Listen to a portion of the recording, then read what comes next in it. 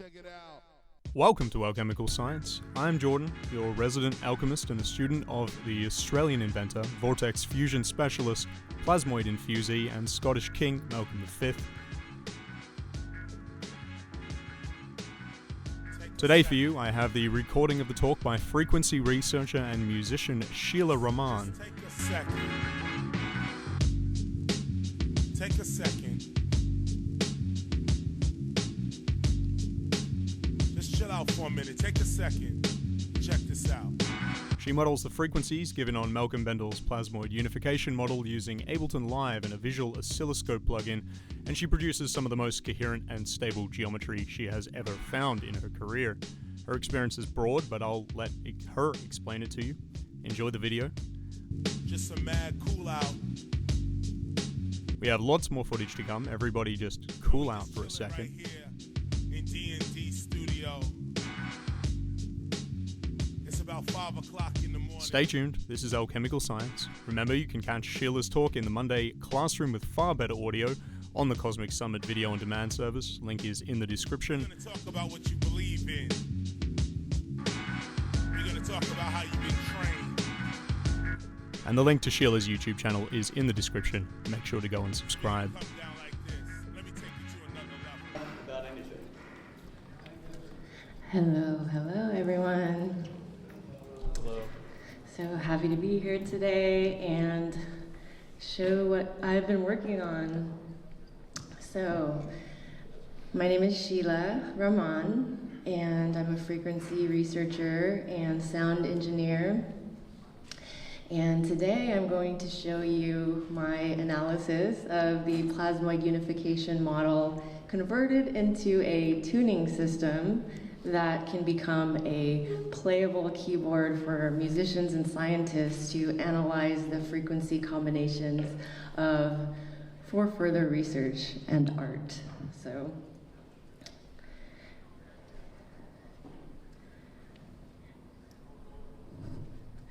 okay, so just a little bit of my mission, just so you know a little bit about me.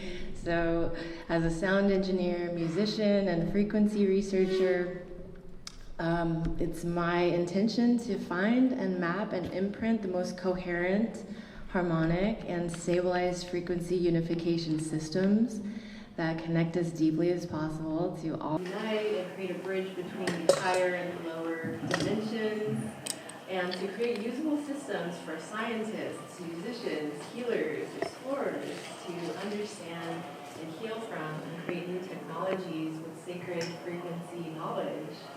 And the way I operate is that any numerical sequence that comes into my field is going to be converted into a tuning system, and the geometries will be observed.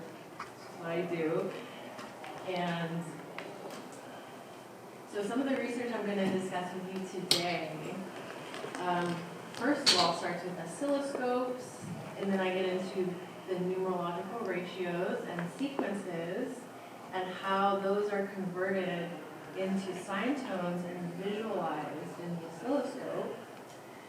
And I work with sine tones mainly just to understand the base units of geometry, but integrating triangle waves, sawtooth waves, square waves, and using pulsations. So an envelope on top of an envelope would create a pulse electromagnetic field, for example, which I'll get into. And then frequency combinations and 432 harmonics versus 440. I get into that a little bit. Special types of geometries, like the rose curves, which are different numbers of petals in a flower in the mathematical shape.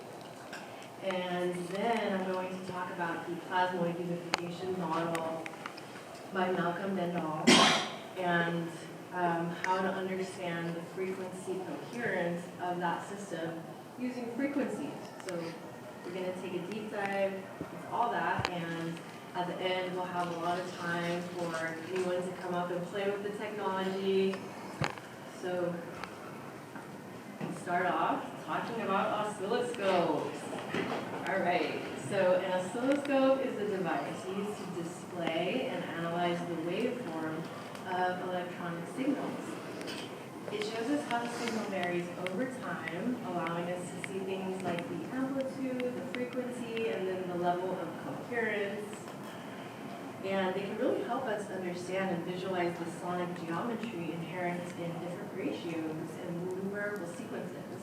And this knowledge can be used to mold the ether and molecules, water, different plasma fields.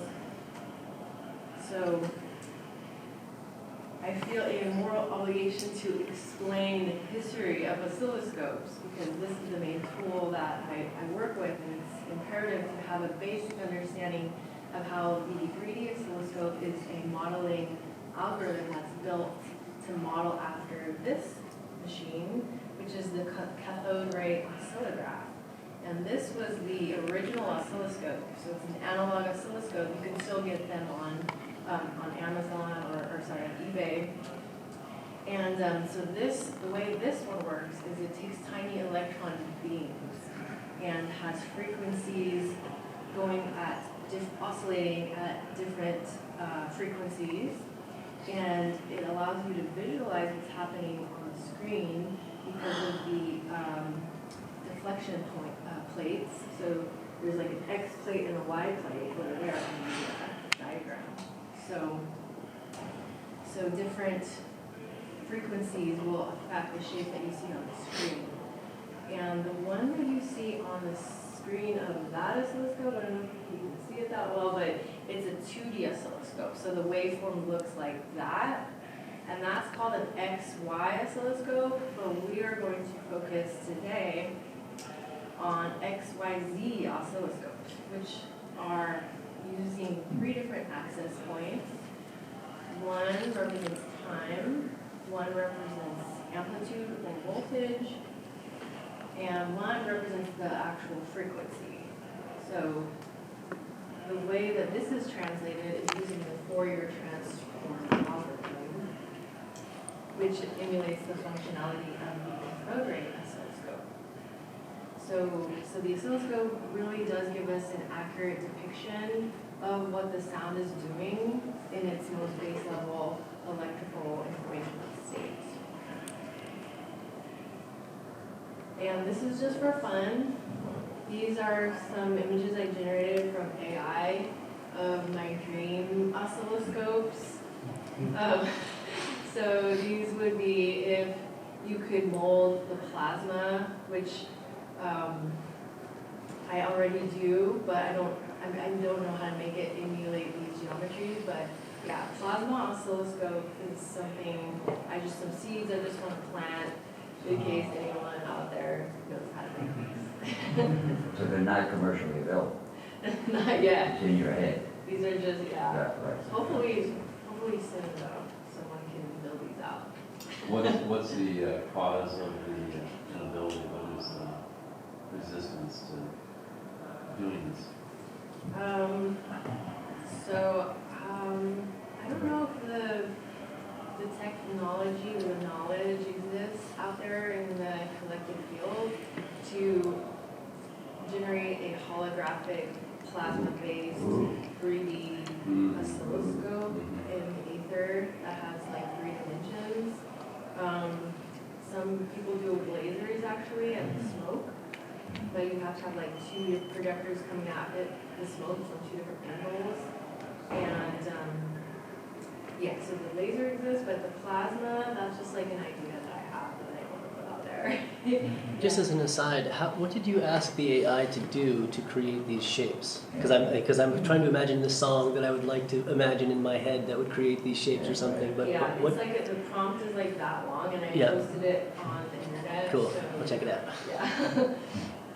Okay. So the next thing is coherent versus chaotic geometries. And this is very important also to understand when we go into the visuals. So what do we mean by stable, coherent, harmonic? So stable is the waveform is consistent, predictable, and still. So you might just see one geometry on the screen like that, but it's actually frequencies that are stabilizing that pattern into coherence. But yeah, so coherence is when they're phase aligned. So they have a fixed phase ratio. that's what causes this clarity and stillness. And so stable, coherent, harmonic carrier waves are crucial in applications regarding precise and predictable output signal integrity, like radios, for example. Like we need to have a very precise carrier wave on 106.5 FM if we want to send out a signal on that station. So it's super important we know how to emulate, how to generate stable sine tone waves. So the way the radio antenna works is there's like one stable sine tone, like 105.87 FM.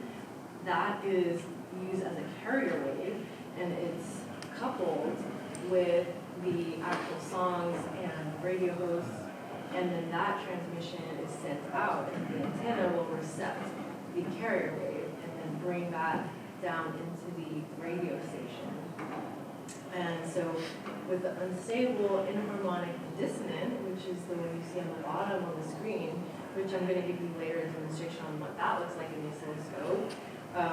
So that shows the erratic changes and lacks consistent patterns. So even though that image is still, that one would be moving around constantly. And that's what our laptops are emitting as well. So inharmonic is composed of frequencies that do not relate to each other as integer multiples, and so they create more complex and less predictable patterns. And they look like noise, they appear rough, jagged, irregular, unpredictable, chaotic. So these waves do have a signature of destruction and ultimately should not be used as core-based building blocks in creation in musical systems like the 440 system. However, a positive function of chaotic waves could be to clear a field and destroy any stuck energy or a broken system, so that it can be re-imprinted into coherence. So clearing. So some certain metal Tibetan gongs, if you look at them in the oscilloscope, they'll look like pure chaos and noise, or like the waterfall. That's going to look like pure chaotic noise, but those are positive aspects of chaos where they're clearing and they're doing different things. So it's not always coherence equals good, chaos equals bad. But as building blocks for a musical system, in my opinion, I think they should be stable from the base units, which is what the 432. So, you said the other day when you were here that you like the key of C. Why are you using 432 instead of 512, for instance, as a carrier frequency for your harmonics? Yeah. So the arc of my journey involved starting off with 432, and then I actually got into Indian tuning systems. So I went off of the Western 12-tone system altogether, and I started in training with these ancient Indian tuning systems, because I really felt really deeply moved by these harmonics. And then I got into the harmonics of the Plasmoid Unification model, which creates these totally new tuning systems. So there's an infinite amount of tuning systems that one could use. So we're not bound to the 12-tone system at all, even with 432. And so yes, the standardization in general, I think, is something we could break out of. But yeah, so my journey with tonality started off with understanding the chaos inherent in the 440 system. And so this is the universally accepted tuning standard. It was introduced by the Nazis in the 1940s and pushed by the Nazi Minister of Propaganda, Joseph Goebbels, using the tactics outlined in this article. So basically, the Nazis had an agenda for social destabilization on the core base level units of reality and frequency and intuition. Their goal was to make humans less coherent, more chaotic and stressed, as less coherent equals less able to hold an internal charge and a center point of gravity, and it makes you less magnetic and unable to manifest your soul's mission, and more likely to passively submit to an external operating figure. So that was, their agenda had many arms, in different directions. Yeah, the lights been going off and on all day. I think it's because we have a lot of EMF check. It's the round one over there. It'll probably come back on. It goes off and on. Is that good? Yeah, that's perfect. Thank you. Yeah, and the the pinpoint moment and that was going to control the units of measurements on the whole planet, and they appointed themselves as the heads of the organization. And this talks about this one meeting. This one meeting was the turning point when the whole world was forced to adopt a standardized 440 tuning system. And in this one meeting, they purposefully invited all of the people who they knew they could manipulate into swaying into a certain mindset.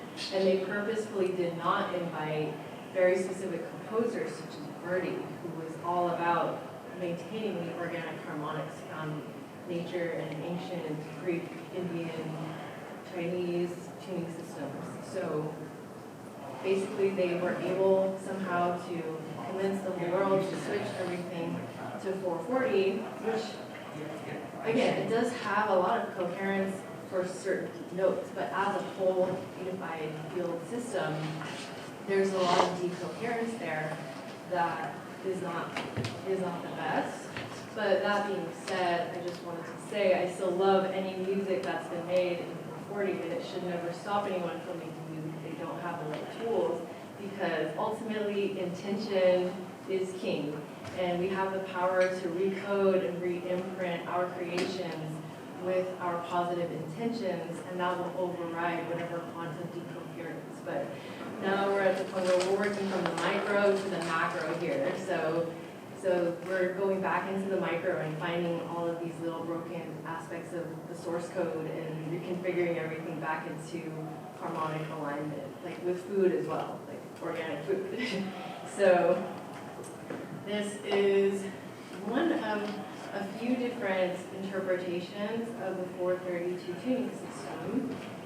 And this one is incredible. It has so many, this is like so many aspects of the source code of reality and measurements of planets and molecular spin ratios, and so many aspects of creation are nested into the system. This is the original tuning system that we've been using since ancient times, since Pythagorean tuning came about, which is based off of actual harmonics of a string resonating and dividing that string. So there's a few lines in here that I found to be debated over in 432 tuning systems. And I was curious about those differences between maybe 4 or 5 different versions of the 432 tuning system. So I set out on a goal, so I was like, okay, I'm sure there's credibility and great compelling arguments for all these different systems, but my personal goal was to find the most coherent, most stable geometries in the oscilloscope, really. So I looked through all the frequencies and all those 4 or maybe 5, like there was some by Robert Edward Grant, and there's so many different ones I got from different places.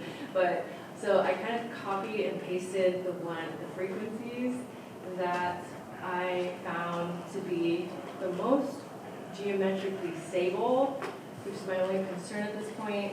And so far, this is what I came up with. So this is kind of like taking one D sharp sequence from here, one from there, and then I ran them all through the oscilloscope. So this is the combo I came up with. And again, it might even change tomorrow. I might find something better. But for now, this was what I was going for, and all the references can be traced back to a different tuning system. Like this harmonic 45/32 is a harmonic for F sharp that's really common in the Indian tuning systems. And I didn't understand why. I was like, that's a really weird number. But then when I plugged it into the oscilloscope, I was like, whoa, that's actually the most coherent geometry, even more so than this one. So yeah, so this is just a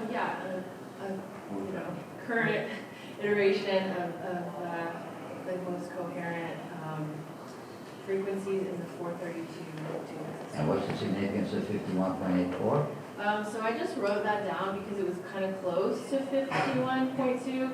I mean, I have other notebooks that are full of correspondences of all these different measurements. Like you have the 432, which is encoded into all the measurements of time, the precession of the equinoxes, the radius of the moon, the radius of the sun. Like all these measurements are in that A harmonic. And Malcolm talks a lot about that as well. Yeah. The slope and angle on the Great Pyramid, as well as in the thunderstorm generator. Right, exactly. He encodes these frequencies into the thunderstorm generator. So that's one correspondence. Yeah. Are these, so as you go left to right, I mean, so you say the minor sixth, that Yeah. is, so what are we looking at number-wise as you go left to right? Are Yeah. octaves? No.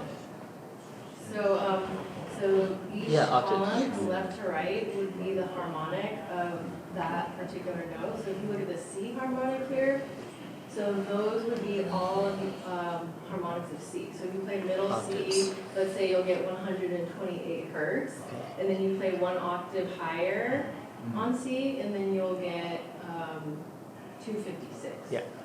So this row horizontally would be the octave of the same note, and then vertically it would be just all the chromatic piano keys. Why did you choose the 432 over, say, 512 if they're all resonant and harmonic to each other? So it's a nested system. The 512 is actually in the C? wait, 512 is the C, but yeah, 432 is A. So why aren't they switched? Well, what I mean is, so, I'm a little hazy on my history that I never thought I'd. Yeah. So the Songs of Solomon and the harp music that was created there was supposed to be in the key of C. So, you know, that's what I learned about global and even predating that, some of that, wherever I heard that. I just, you know, when I did go back to plant science, I was always concentrating on, well, why would I saddle up a dead horse like the key of A anywhere close to 440 based on the observation that the world's doing it's generally jacked up, so why do what they do? I'll do the opposite, you know, abstract. So it's key of C being closer to something that would be near perfect versus something that's less, which is why I found it interesting yesterday when you said, you know, you personally cared for the Indian culture 512 frequency. So I just wondered why there was a reason that you chose 432 in your presentation, just because people are used to. Yeah. They need to know the difference because Yeah, it's that totally. Yeah, and I think because like the whole entire global standard is based off of 440 12-tone equal temperament. But in my opinion, and in a lot of people's opinions who are interested in this, the 432, when you shift all the frequencies over just a little bit, then you start seeing coherence in the geometries and the standing waves. And in the measurement correspondences between different measurements of planets and atoms. So the 432 is more harmonic, more in tune, more nested, nests us into the measurements from the micro to the macro scale. So you mean it's like dead pitch center of your entire scale of your 32 resonant frequencies you were talking about, or is it just key of A is? If your A is 432, then your C is going to be 512. Well, I know they resonate. I'm just curious on why it was a 432 versus a 512 or one of the others. I play upright bass among other things, and I tune to 432, and I can feel the wood grain of the instrument. Well, is it just because your tuning forks are set between 400 and 480? I don't know what the reason is. When I play it, I can feel the wood grain, where when I'm playing 440, it doesn't feel the same. Well, here's another thing. It'd be it's very difficult to change the feels guitar good. strings. I can go from 440 to 432, all right, but to go to tweak everything up that much would be challenging. So is that why the harps of the Songs of Solomon are all the 512? I don't know. Well, in that previous Is that why they don't? They may have tuned the C to, they were That's what I'm tuned the saying. C to 512. That was what I but their understood. A is in Because that- 432. I don't know any harp players, but Yeah. that's what I thought I did. Does this answer your question? Because this is the 432 tuning, but you see it's got the C sharp in there. And so Well, it's there. I just wondered if you were gonna if you were gonna advertise a frequency, why, yeah, I mean, and, you know, it's important for people to know the difference of just a little bit of tweaking, 432, 440. I just wondered if the harp music traditionally was 512 and, you know, Goebbels was advertising 400 to 480 and 50 and 60 hertz in Europe versus us, why would we stick anywhere close to 440, 400 to 480? You know, when, and I'm not, and it's not saying it's one of the frequencies, but in plants, I need 7 frequencies from the time they sprout to the time they finish. So 432 is just one of 6 or 7 or To me, it's just more pure. It feels more pure as a. Yeah, I have a lot more to say about that. I can get into some more of the deeper mechanics of tuning systems and why the Pythagorean tuning system is a representation of the natural resonance of molecules. We can get into that later on for sure. It's a big topic. Yeah. What is the ratio? Is that a beat measure in the yellow column? Yeah, the yellow is super important because so if you divide 8 by 5, let's say on the G sharp minor 6, if you divide 8 by 5, you get 1.6. 1.6 becomes the base unit that's going to be multiplied. So 1.6 times 2 is now 3.2. 3.2. So the ratio, so if you look at a calculator, yeah, it's a trip how like the ratio becomes the base unit for the tuning system. So like the next row, the fifth, 3 over 2. If you divide 3 by 2, you get 1.5. And now 1.5 becomes the base unit for the whole sequence in the G row. So 1.5 times 2 is 3, 3 times 2 is 6, 6 times 2 is 12. So the ratio, the reduction of the ratio is what becomes that base unit that's now multiplied. And that's a trick, right? That's so interesting. So what does that ratio, where does that ratio stem from? I mean, like I get the math there, but. Yeah, so that's where we start getting into like strings. And I mean, there's many, that's another like whole lecture as well of like where do these ratios come from? Because it's all about ratios. It's all about ratios. An atomic spin ratio is, you know, like a whole thing you can translate into a tuning system, you know. So, but yeah, that's the ratios are super important, and yeah, we'll talk more about that a little bit as well. So the Rose curves. So when I started researching more about first of all, the Indian tuning system, some of these ratios that the Indian tuning systems were using were creating these geometries in the oscilloscope called Rose curves, which are actual mathematical shapes. Like if you go to Wikipedia and you type in Rose curves, this is what's going to come up. These geometries are the actual imprints of what a coherent harmonic tuning system is supposed to be doing to mold the aether back into coherent waveforms. So when we have access to the frequencies, which ancient sages were able to figure out without technology, because you can just hear if something's resonating or not, and they figured it out. They cracked the codes, you know, back before technology even existed, and now we're just kind of retracing the steps backward with technology and going, oh, whoa, there's something here to this. And so yeah, so the Rose curves, my mind was blown because I couldn't really find that many in the 432 tuning system, but once I started looking into the Indian tuning systems, I found every single flower except one, which is the magical Pokemon that I'm going to talk about in the next slide. But yeah, so just to go over the way that these are mapped again, they use polar coordinates. So a coordinate system that's used to specify the location of a point in a plane using sine and cosine functions.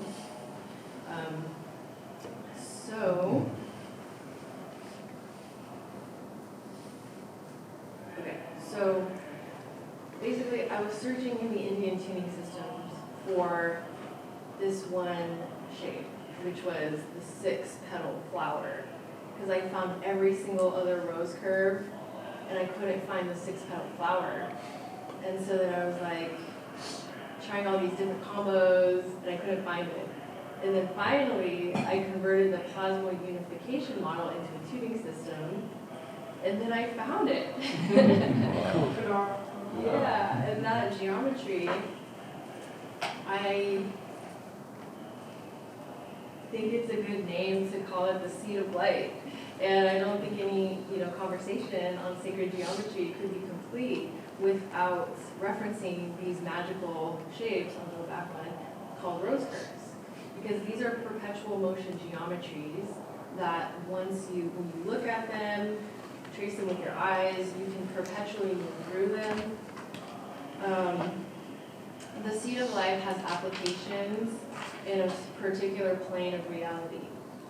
The seed of, which I would say is more physicality, the seed of life. That's what you see in all the New Age stores, all the car bumper stickers, and the seed of life. The seed of light, which I came up with that name the other day, I think it's working more on the etheric planes. Like you can trace the flow patterns with your eyes and your finger, which is a mandala, it's a labyrinth of perpetual motion energy that has many applications. You can use it to imprint water, and it's just, yeah. I'm sorry, so what frequencies or ratios generate that? So I can tell you the exact frequencies is 3. So the particular ratio is 5. Like 5. To 5 to 1. Yeah, it's 5. And the 2 frequencies are 303. I can pull it up in a minute and show you the actual 303. 3.25 and 1,518.75. And the way I got those numbers was from the Plasmoid Unification model. I forget which line right now. I think it was 15. Maybe not actually, but I'm going to pull it up and show you guys in the oscilloscope in a bit.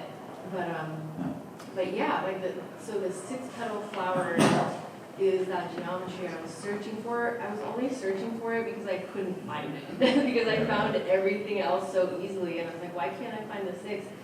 So then, yeah, I was really excited when I found that. And what inspired you to do the overlay of the 6-petal inside the other? Yeah, because it, I just did that yesterday. Like I just overlaid them in Photoshop because I was like, okay, the inner part of the flower is looks the exact same. Only difference is that this one is just overlapping circles on top of each other, and that one is using different curves. So I was just curious. I was like, what would they look like if you overlaid them exactly on top of each other? And you get the seed of life light. So yeah, I just did that yesterday. These are like infinity symbols. Yeah, exactly. And infinity is one of the most important perpetual motion symbols. I have a whole slide on that infinity symbol as well.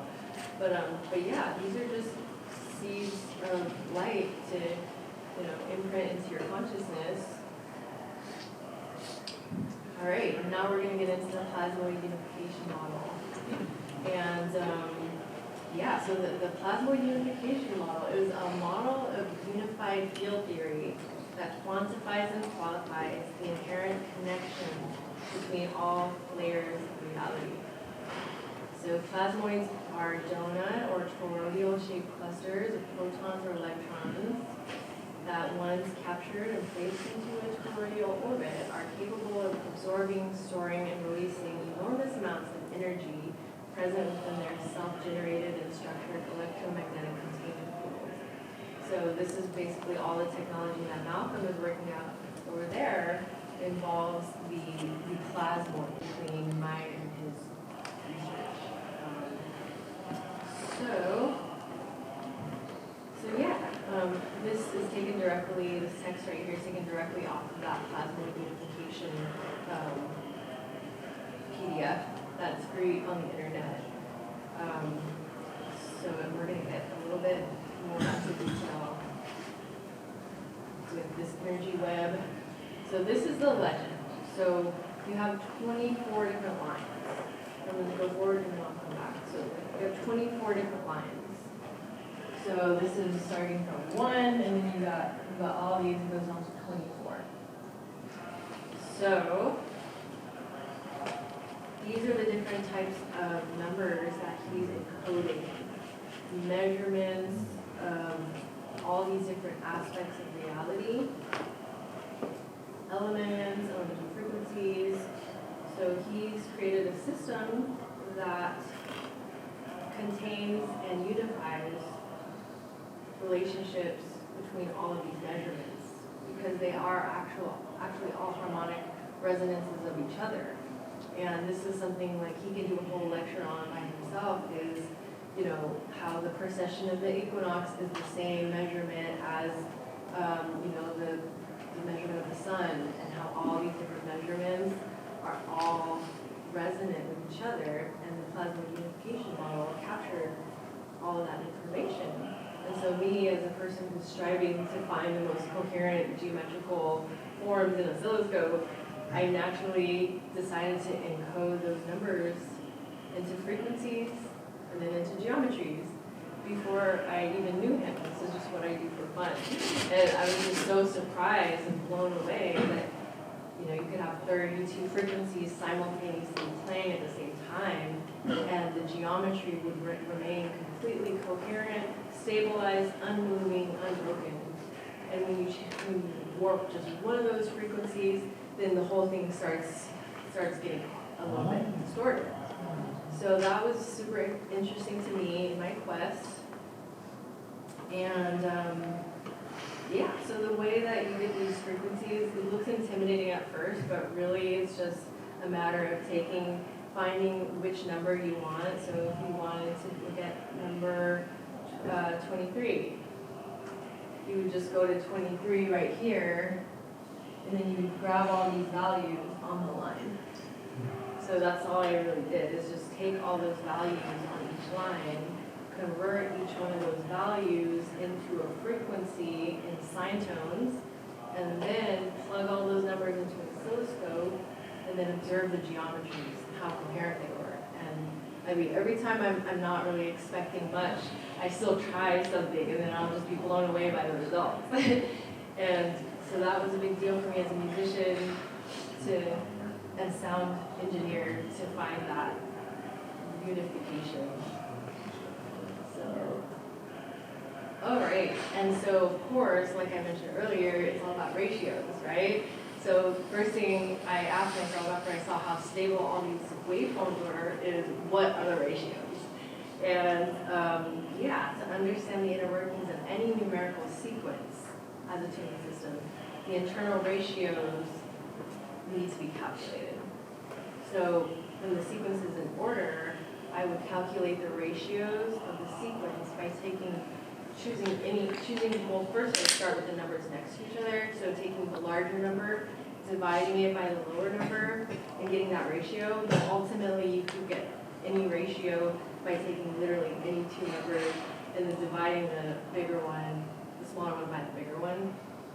And yeah, if I would find a really interesting sacred geometry, first thing I would do is write down what that ratio is. Like the fifth harmonic is notorious for having a very specific geometry when you plug in the perfect fifth, which is different than the fifth harmonic. So perfect fifth is 3 over 2. 3 over 2 is 1.5. So when you have one number, let's say you have the number 100. If you want to calculate the perfect fifth harmonic, you multiply that number 100 by 1.5. Then you get those two numbers, 100 and 150.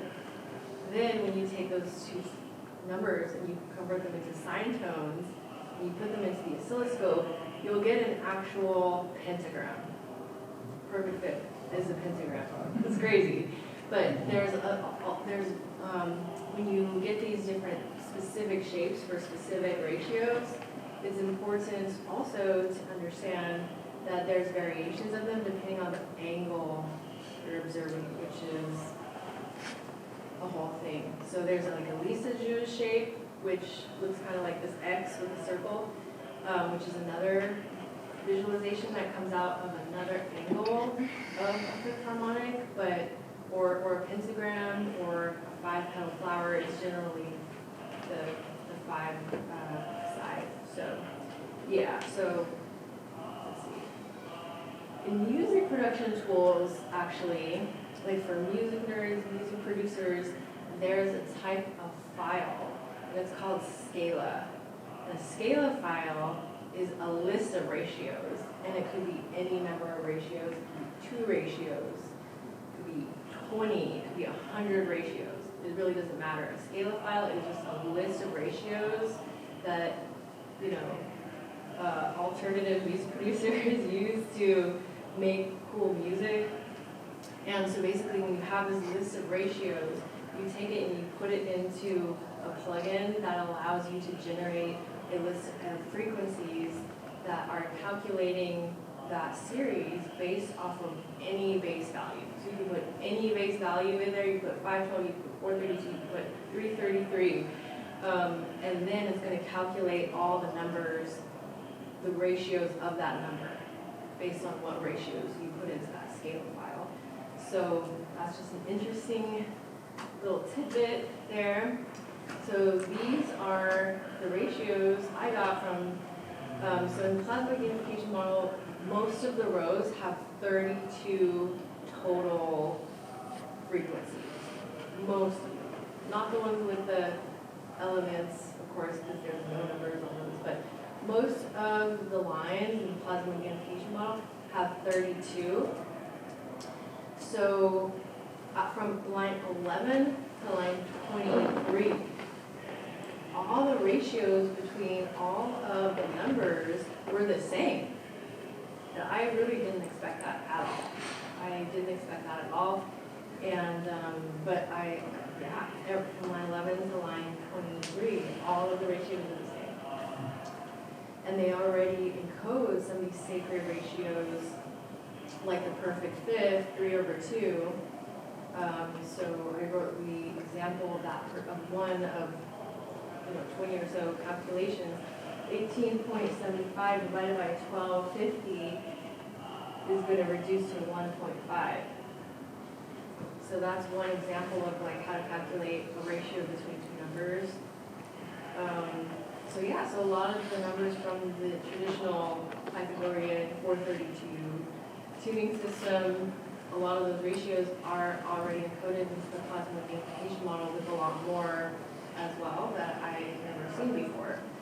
And this was like a bombshell for me because every single number was remaining coherent. So this is a special set of ratios. All right, so now that we understand frequencies, geometries, and oscilloscopes a little bit better, now we can talk a little bit briefly about imprinting electromagnetic fields. So once you find a cool geometry that you like or that encodes some aspect of reality that you want to train with, you can now use it to imprint the electromagnetic or plasma field. So first thing you do is you can run the frequency. I have a splitter here. So I run the frequency through a torus to imprint to higher dimensional levels, and then one through the sound or the room audio speaker system. So you can imprint the geometries into the electromagnetic field using coils, and then you can encode the geometry into a tuned plasma field using a device like Quantify. So these are just two ways you can imprint the geometries into different layers of reality. So geometric forms are capable of modifying the aether into electricity, magnetism, and nuclear forces.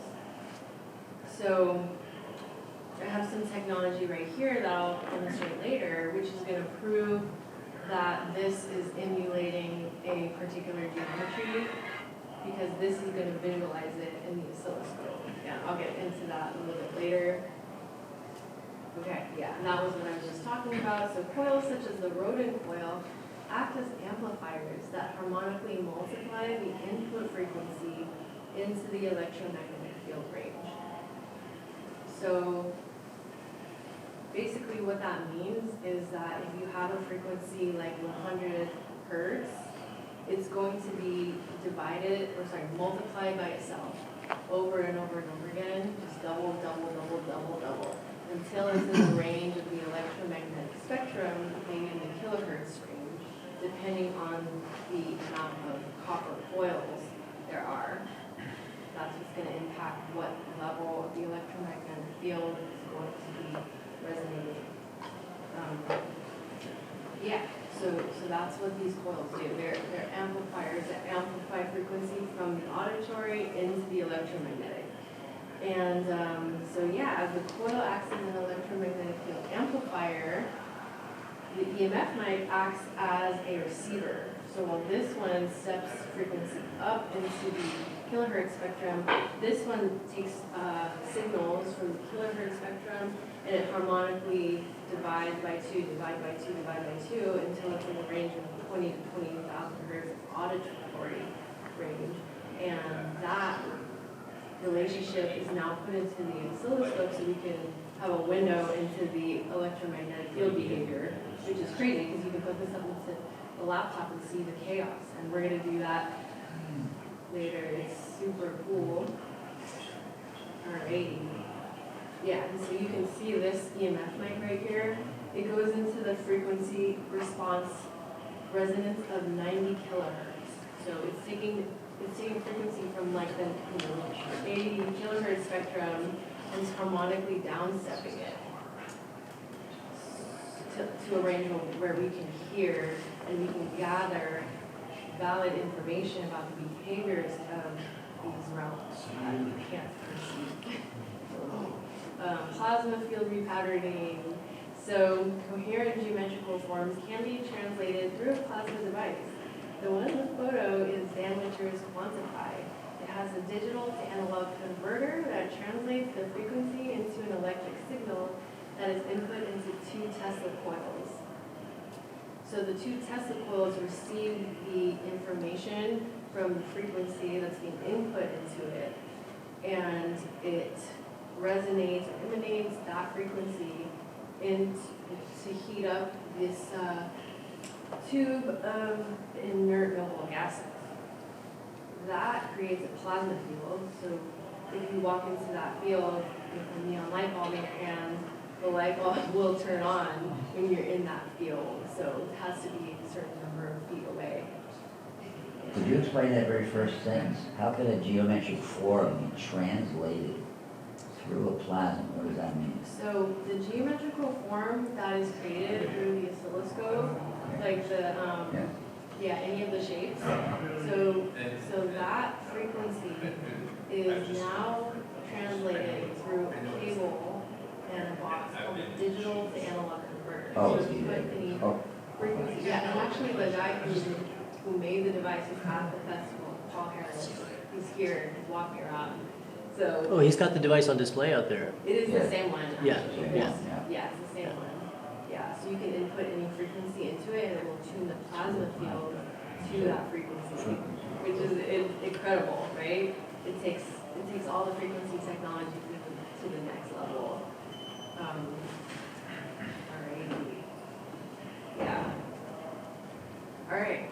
Okay, so ultimately, at the end of the day, the most important thing is to know that you are the technology. You generate a coherent toroidal field of internal coherence with your own frequency, with your own stability, with your own connection to your heart.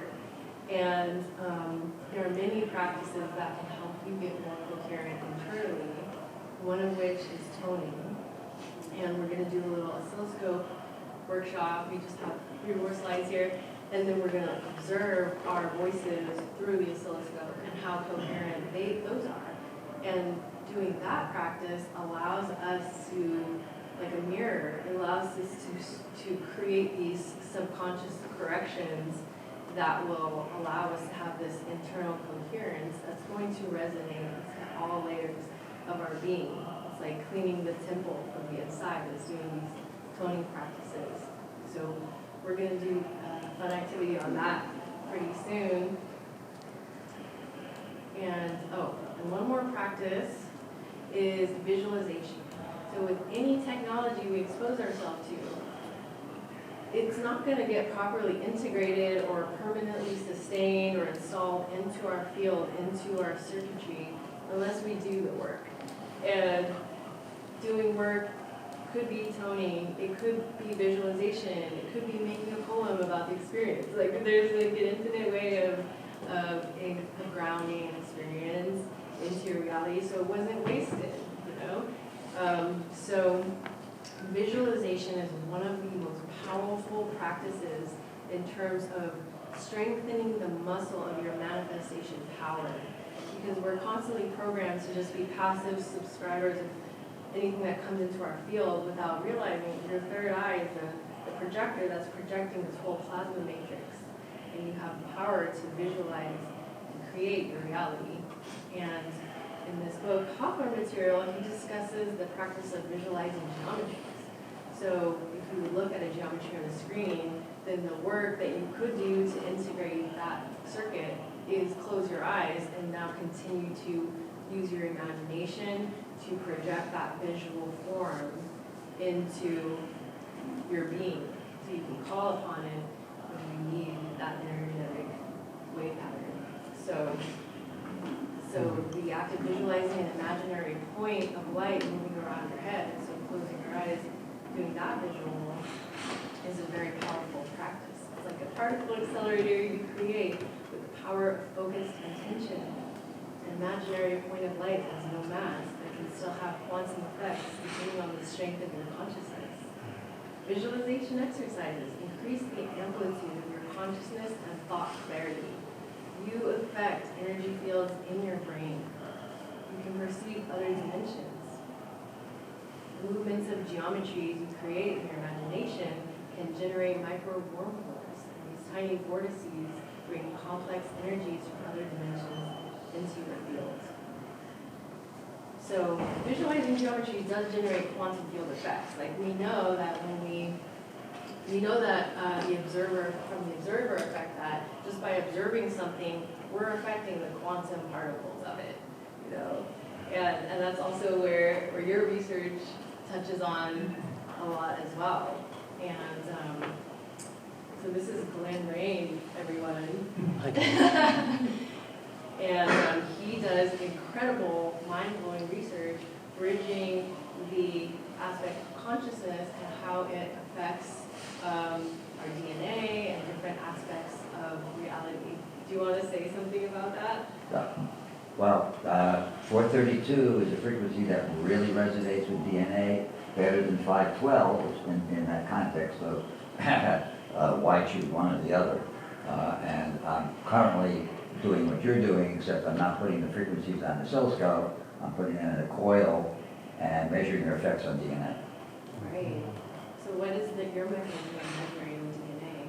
I measure the electrical conductivity of DNA with a special machine that allows me to set the resonance frequency of the target. So if I'm working with DNA or water, first you have to measure the frequency of the material receiving the information, and then you use that to measure the conductivity.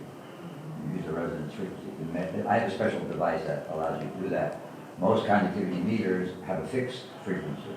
This particular one allows you to put in any frequency you want to take the measurement.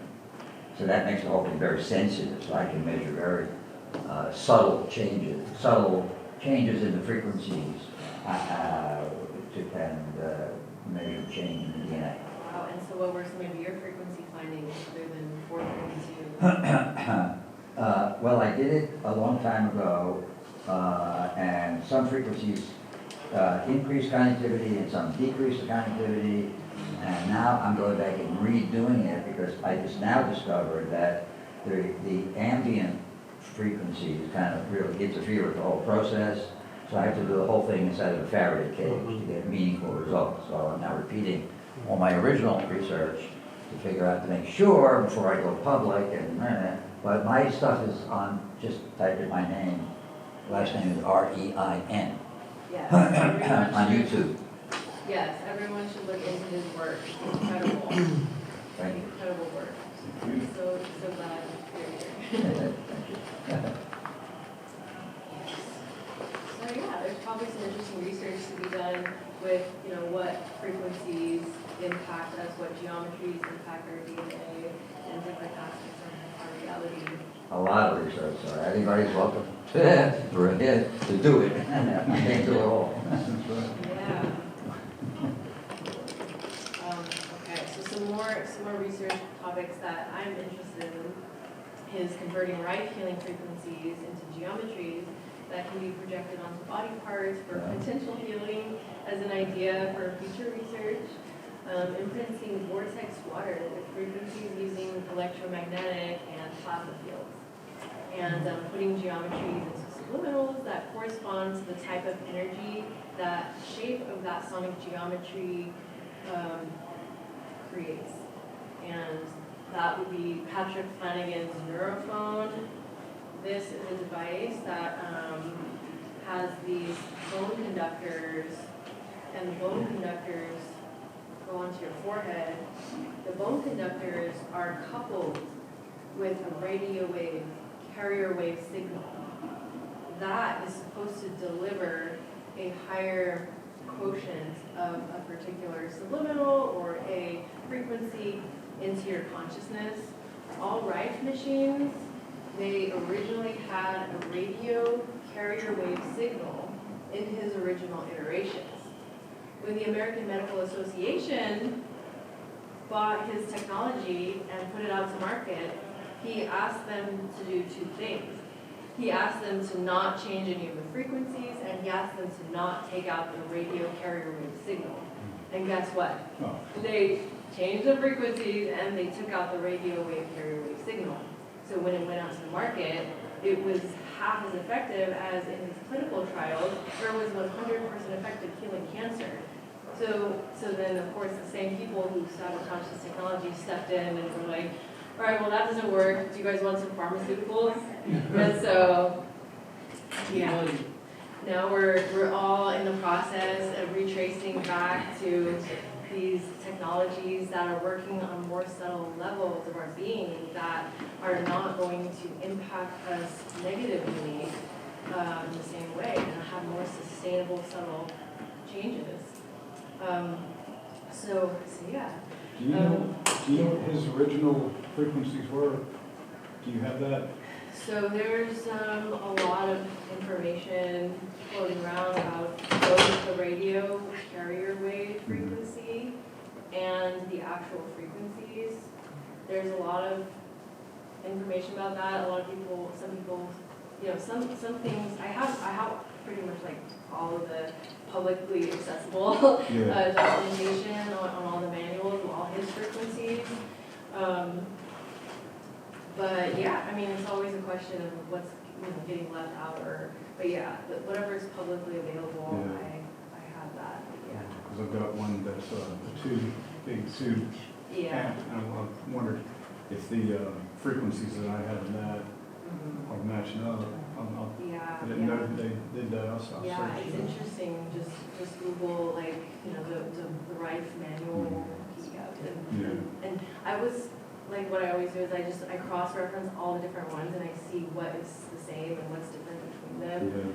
And I just observe, I compare between 432 and see what the same things are. I can even pull up a really cool file. I know I have a lot to get through, but there's a cool file later where Rife had this combo, I forget what he called it, like a magical combo. And it was like 4 frequencies. It was like 787, 800, like 2 more, I forgot. And I put those into a oscilloscope and it creates this really cool shape. And I was just projecting it onto myself for fun. I was like, well, maybe this is gonna do something. But I mean, yeah, this is for future researchers to look into. But yeah, more stuff I'm into. Using the EMF mic. Oh, sorry. There's another EMF mic. This is another EMF mic right here. And this is validation for every tree hugger who ever walked the earth. So what this does right here is it has 2 prongs right here. So you can hold your 2 fingers on this. So now you're using your body as a conductor to conduct the information and translate the electrical signal. And then there's two knobs on the side. The top one allows you to scroll through fixed bandwidths in the electromagnetic spectrum within a very specific frequency range, which the website, this is called Soma Ether. It's a very underground Russian basement dwelling music nerd, synth nerd, who makes incredible music production tools. He just made this as like an art project, but I use it as an art/science project. but yeah, so basically you can walk around and you can listen to your body recepting frequencies. So your body's an antenna, and it's filled with heavy metals because all the food we eat is filled with, you know. What's the name of that again? It's called Soma Ether. Is that ETH or AETH? It's ETHER. Soma Ether. And so the most bombshell thing I discovered with this is I would be walking around in the park and I would take my shoes off and then I would say, oh wow, with all that chaos, like my body would literally be picking up a signal from a local radio station. That's how much chaos I was a vibrational match to, or heavy metals in my body. And then I took my shoes off and I started walking barefoot, and then that signal noise level decreased quite a bit. And then I went up to this specific tree called a European beech tree, and I put both of my hands on it to create a circuit with the tree. That noise went from 100 to 0. And after that moment, I was like, okay, the tree huggers knew it all along. You know, it's the most powerful technology, more powerful than anything humans have created. It's just going out there and hugging a tree, you know, doing it as daily practice. It will ground your frequency, guaranteed. You know, and I have the proof here, right here. So specifically, the trees that have the bark strips, so the ones with the smooth human skin, something about the conductivity with that type of bark, it will ground your frequency. Ironwood maybe too. Ironwood has no bark. There's several. There's like sycamore trees. Yeah, I remember you said sycamore and the beech trees. And there's so many more as well. But yeah, so look at the trees next time. Oh yeah. Give them a hug. Give them a hug. Absolutely. Yeah. So does your device actually emit sound? Yeah, so when you walk around, you plug in headphones. Okay. Yeah, and I can show you later with my headphones too. It's a little bit like intimidating. It's almost like you don't want to look in that mirror and see what you'll find. It's making me think of when you play music over a Bluetooth speaker, you receive a text message and you hear that signal. Yeah, that's what you're picking up through your body.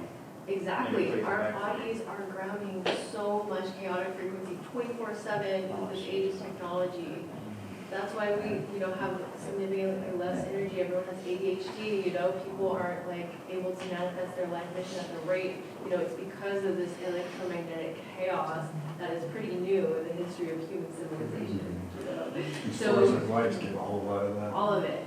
So much, yeah. All of it. But there's practices that we can do that really, really, really helps. It really helps. Just little, tiny little tweaks. Walking barefoot outside for 5 minutes a day, your body can build up an electrostatic charge, grounding all these electronics, Wi-Fi, everything. If your body literally can ground all that and discharge the buildup of electromagnetic excess electrons, it will literally ground if you just walk around barefoot, or if you hug a tree. Honey, I have a question, because I do barefoot, but I'm currently living in a city, and I feel like it's best not to go into the city park barefoot because there's so much electricity in the city, and that's like and even I have where I walk is near a lake, so how water helps to interfere with EMF, and intuitively I feel that best to not do the barefoot thing in the city, but then maybe I don't know, that's my question. What is your take on it? Because it is a wetland reserve.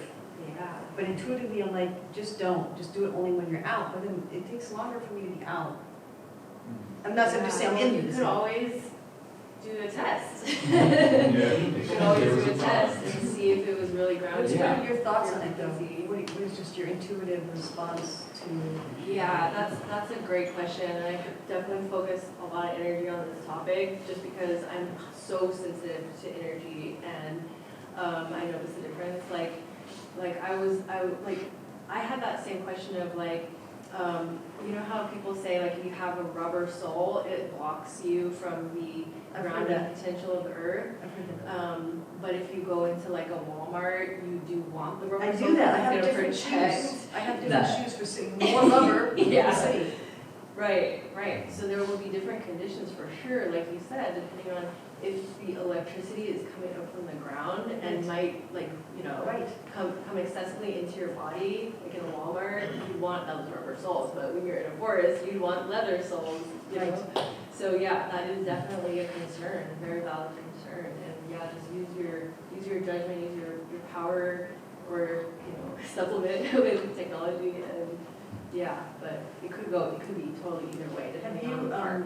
practiced filtering out the frequencies that you don't want to take in when you are putting your feet on Earth that's close to human electrical and EMF fields? So if you want to protect, the rubber soles for sure. I mean barefoot. Oh, Doing like a barefoot. meditation to filter out the frequencies you don't want to take in? That's a good question. Just go like later on, like going to a place where you know is safe. Right. Yeah, that's a good question. Think more about that. So didn't Faraday build a blanket for that very purpose, made out of steel wool and layered, and you lay it on yourself and then go out and lay it on the ground and it'd release all that crap out of you on a nightly basis, kind of like a vampire laying in his own dirt. That was kind of the theory. Yeah. You don't hear about that? I do. Yeah. I actually treat people around the world for EHS, electrical hypersensitivity. And I have a technique that might be of interest that we could actually test with your device there. Cool. If you can actually play it out loud for people, and we could actually test it here. And then we can not only use it on the electromagnetic fields, but we can also use it on your objects that you create in your oscilloscope. We can use it on there. We play 440 on the oscilloscope, and I'll show you how to remove that effect that has on your physical body. Wow. Yeah, I'd love to hear more about And that. see the effect. Yeah. Yes. We have one until 7 o'clock when dinner is. Yeah, just a couple more applications for the oscilloscopes is to use it for meditation and entrainment with EEG, which is some more bombshell research that I've done, where you can literally observe your brainwaves using a Muse or using any headset device. And you can entrain yourself to a particular frequency or geometry, and you can see how that is affecting your EEG. What device are you using? So for the research that I did, it was using a Muse device, which I know is a very lo-fi, but still valid way of understanding specific points of activity in parts of Have the you ever brain. used the AO scan? No, but I've heard of that one. Yeah, That AO one scan is is great. super. Yeah, I actually use it for treating people with EHS and other mental stuff, so. That's genius. Yeah, one example of that is that, so a lot of people are operating in the delta wave kind of passive state, which, just to understand a little bit about brainwave frequencies, there's the alpha, the theta, delta, alpha, Alpha, beta, gamma. gamma, Yeah. and so there's no such thing as like this one's good and this one's bad. It's not like that. It's about like if one brainwave state is like dominating and controlling you, and you're trying to shift it into another state, but you can't, then that is like a negative harmonic of the situation. Whereas like, if you were like, okay, like I'm gonna meditate and get into like out in my heart and get into alpha, and you have like the pathway to get to your desired outcome, then yeah, that's a good thing. But when you're trapped in delta and you have no control over what you're doing, then you might want to get out of that. And sadly, most people, because of scroll culture, are operating out of delta 24/7. And delta is an immensely powerful state to be in. If you're like a high-level meditator, you can like do crazy things. But yeah, so observing people, a lot of different people in the EEG scanner, most people are just operating out of delta. So it's like, okay, we got to get back into like a creator of reality, not just letting reality happen to me. It's like, how can I be a conscious co-creator of reality? And long story short, the best practice I found to drop you from, or raise you from delta into alpha or gamma is slow movement. Slow movement. It's that simple. And I tried dozens of things, and that's like qigong ultimately. It could be slow talking, slow chanting, slow breathing. Didgeridoo. Right. Anything Didgeridoo is do slow. incredible. Just take your thumb and just start moving slow. You're gonna hack time. You're gonna hack your perception of time. You're gonna hack your brain. It's a simple practice, but trust me, I've done so many experiments and it's magical. Even like your eye movements control your brainwave. So just looking at a point very slowly, slow movement, that will do it, and that's the magical code. So try it out. Okay. And There's one that I was taught, which is really hard to do. Take a tablespoon of rice and count them. As you lose the thread, you start again. It sounds so simple, but it's not. Yeah, and I don't know if anyone in here's read the Silva mind control method, but Yes. his method for getting into alpha is you just count backwards from 50, and you do this thing with your eyes where you like cross your eyes and you like look up like that. So you do that and then you start counting backwards, and that's like his whole thing of how you get into your alpha state to manifest and visualize your projection of reality in a coherent way. So yeah. And then another application I'm into is testing the EMF protection equipment, like the cell phone radiation cases, to see if it works, and we can do some tests later. Should we do those? What's that? Should we Yeah, I love showing. You mean to make the pattern from the cell phone go from incoherent to coherent? Yeah, and we're gonna look at that. Oh. We have like if anyone, I know we're gonna go on for a bit, so yeah, if anyone has to leave, feel free, but we have a lot of cool stuff. I'm distilling like 10 years of my research into this lecture, so yeah. But yeah, so just for future research, if anyone wants to look into any of this stuff, these are just things I want to put out into the collective. How can different frequencies be used to synthesize different elements? So this is something I think Malcolm might, be, and Bob Greenyer might be able to research with the thunderstorm generator, because I know they are finding these, micro elements, and what if you apply different frequencies will that affect the types of elements that are synthesized, like real alchemy. Same with language too. Language is also alchemizing different etheric elements as well. So how do sonic geometries build new neural networks? How can they be used as antennas for telepathic communication? And how can they be used to restructure water? How can sonic geometries influence DNA and rain?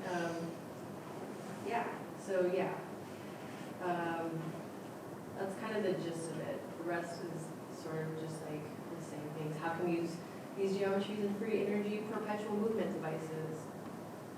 So yeah, that is that. And now we're going to go into the fun part and look at some demonstrations. Oh yeah, and so this is my contact info. If you guys want to take a photo of that or anything, this is my email address if anybody wants to get in touch. And my artist name, if you Google my artist name at the bottom, there'll be millions of results, because I used to be a techno performer, performing all around the world, like techno, was boiler room. Yeah, so that's my artist name. Okay. All right, so now we're gonna look at some cool demonstrations. So we have so many types of directions we can go into. Maybe since, you know, I want to cater to what you guys want to see, do you guys want to see, would you rather see the EMF device visualized first, or do you want to see the plasmoid geometries first? Plasmoid, okay.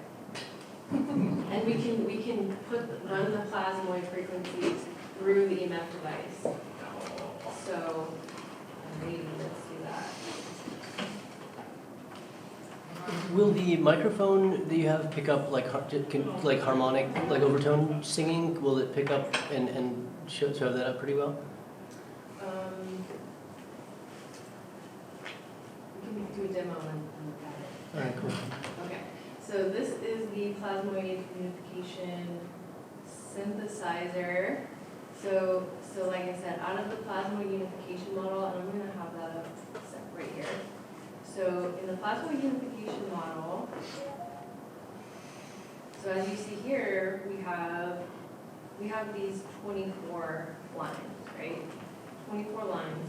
So what I did is I took line 8 to line 23, just because those had actual measurements that I could encode. So line 8 would be right here, line 8. So I took line 8 because I couldn't encode the elements, even though they're in correspondence with other frequencies. But so I took line 8 all the way up to line 23, and I took all the values on each line. So for example, let's see what we have over here. So for example, if we wanted to look at line 14, light, then we would go up here to line, and we would find line 14. So then, the next thing I did is I started at the lowest value. The lowest values are in this column here. It's kind of like a clock where the 1 is. So if you look here, these are the lowest values. So that was, we're looking at line 14. So 14 is that kind of pinkish color. So I'm just going to follow that pinkish color to 4.5. So I would take this sequence of numbers starting from the lowest. I would say 4.5, 9, 13.5, 18, 22.5. And I would take each one of these individual values and I would convert it into a sine tone. So, for example, in line, let's go to line 14. So,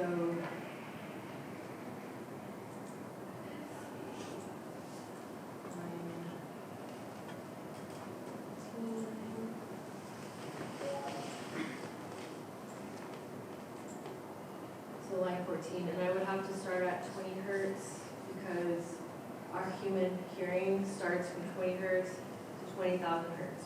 So when it comes to the the sine tone that I was able to generate, I would start from 20 hertz. So this is line 14 here. I created this keyboard here.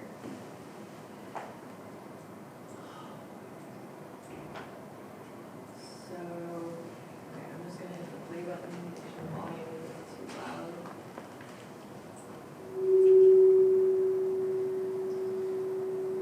Alrighty, so out of line 14, the next thing I did after I put in all those numbers into 32 different slots, the next thing I did is I mapped each one of the 32 slots. So in the Plasmoid Unification model, each one of these lines from line 11 to 24, it has a total of 32. So this has 32 knobs and sliders total. It's a mixer. So this is called a MIDI controller. A bass. And a MIDI controller. MIDI. MIDI controller. MIDI controller. So what I did here is I mapped, so I took, like, let's say line 14. So I went line by line, and I did this to every line from line 8 to 23. So we're looking at line 14 right now. So I took all those values, I mapped each value to a different knob. So each knob is a different one of those numbers in that line 14. Next, and that's what you're listening to now. So the next thing I did is I ran those combos through an oscilloscope. So right now I just have a couple random ones activated.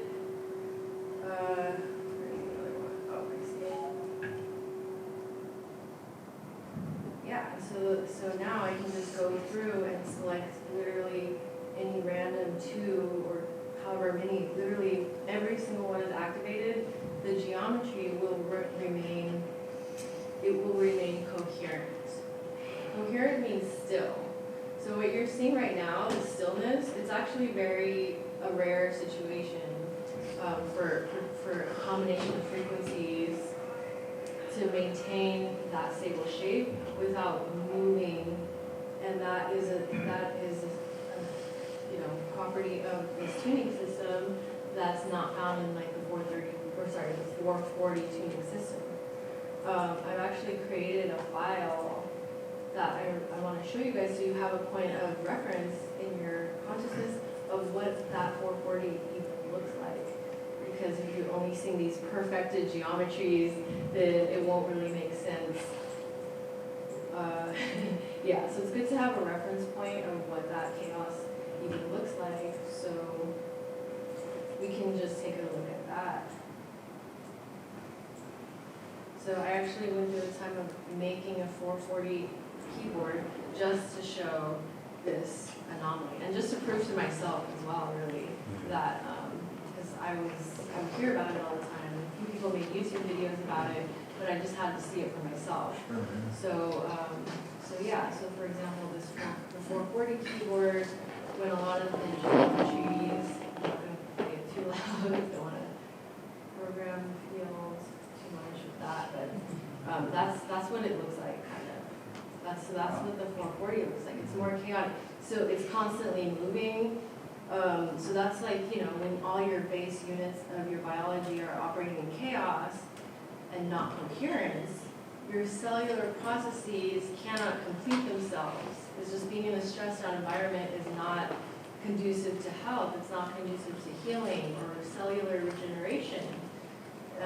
So we want our base units of reality, of music, of frequency to be coherent, and then, build stuff with those stable elementals. So yeah, I just wanted to show you guys so you had a reference of what that even looks like. And now we're going to go back to Plasmoid Unification model. That's the base of all of our Western music, like. Yeah. So yeah, at the core base level units, it is the majority of the 440 system is based off of chaos. G is one blue, is that right? A. Okay, Yeah. So that's just what it is. Yeah, like I said, like even mean like all music is bad or anything like that. Because our intention can program anything into healing, literally. But on that same note, if you have somebody that has bad intention and they settle up a bad frequency, there's like now you got something that resonates that's not good for others. Bad, You double down on bad. Yeah, it's all bad. We don't want, and whatever they play on the radios intentionally, like not only with the micro negative energy, but also with the macro negative energy. And that's what our consciousness has been bombarded with our entire life of like, just, bad vibes, like just extreme. Still beautiful music, but it's just not. Yeah, so we've all been, like MTV, just like old rap lyrics. It's just like really programming people's minds into a really negative harmonic of being. And yeah, that's shifting though. Like that's shifting. There's more conscious rappers and singers out there who are really shifting things. So you just showed us 440. What does 432 look like? So that, we're gonna look at some of those harmonics that are encoded. Or just a single frequency? That we did 440, just so one if you have frequency. any one frequency, it could be any frequency at all, it's gonna be a sine tone. So that sine tone either looks like this in a 2D oscilloscope or it looks like a circle. So that's gonna look, one pure frequency is gonna be coherent. So when you combine two frequencies, that they'll either be. Oh, Yeah. so the one you just showed us was 440 plus, It was just like 3 different notes and. oh, 3 different frequencies. Yeah, it was just a chord of combination notes in 440. But now you're gonna see how if you take, and that was only like maybe 3 or maybe 4 notes playing simultaneously Right. from the 440 system. That was like, let's say 4. Whereas in the Plasmoid Unification tuning system, you can have 32 notes playing at the same time and the geometry will be completely stabilized. It won't move. It'll be a stable geometry. So yeah, let's just take a look at line 14. Oh, this is really cool. But theoretically, in my head, in my simple brain, you can't take a good frequency and have a bad attention on it, and make it bad attention. So, Maybe you can. well, there's, if you simply. Test that. I just test that right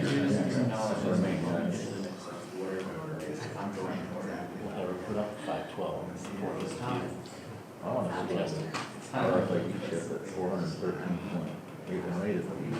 Oh, that'd be nice. Yeah. We can do that too. Yeah, so That's then what you we have got any a lot of questions, Cal I'll just here, loading up. prisoners, patients. Yeah. Did you ever try the Aries tech? That's all your Which milk. one? The, like the chip that's Pretty wild. supposed to stop EMF?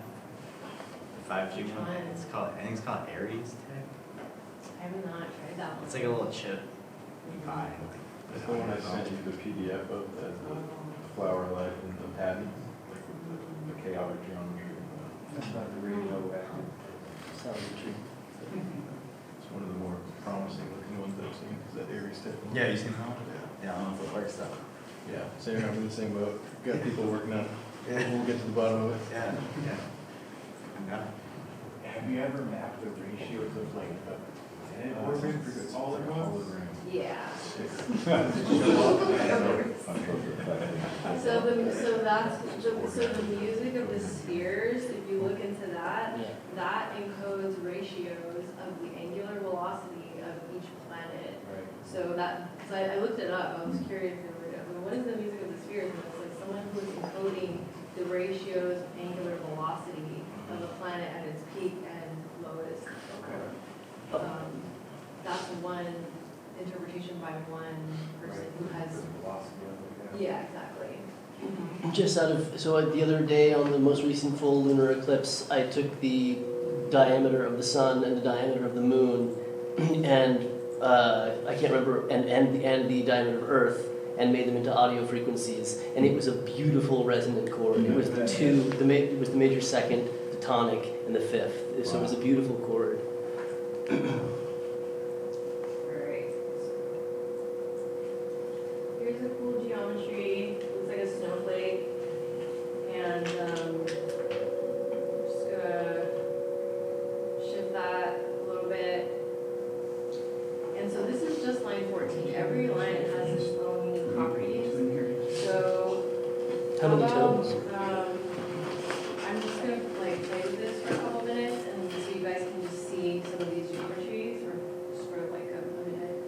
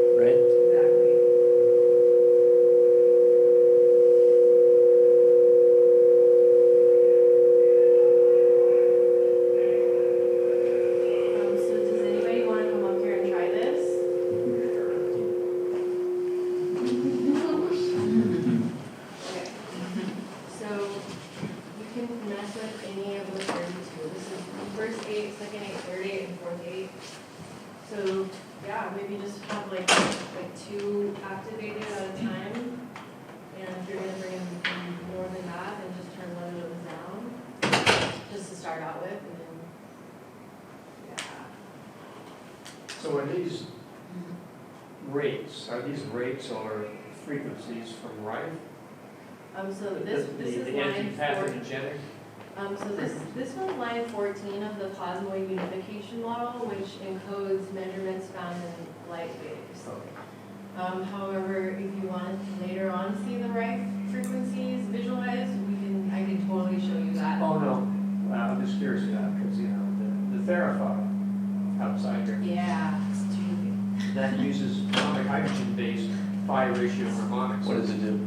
It's not an anti-pathogen resonance device. Explodes pathogens. Right. It's just an immune filter and a, you know, an energized cell membrane potential. Yeah, it is. So we can actually try this on quantify. I'm in that group, so we can pipe this into the quantify. Yeah, the photo I posted with the water tank. Yeah. Oh, you have your own quantify. I'm the borrower somewhere. Oh, okay. Yeah. Okay. But I was doing it, but yeah, there's just a lot.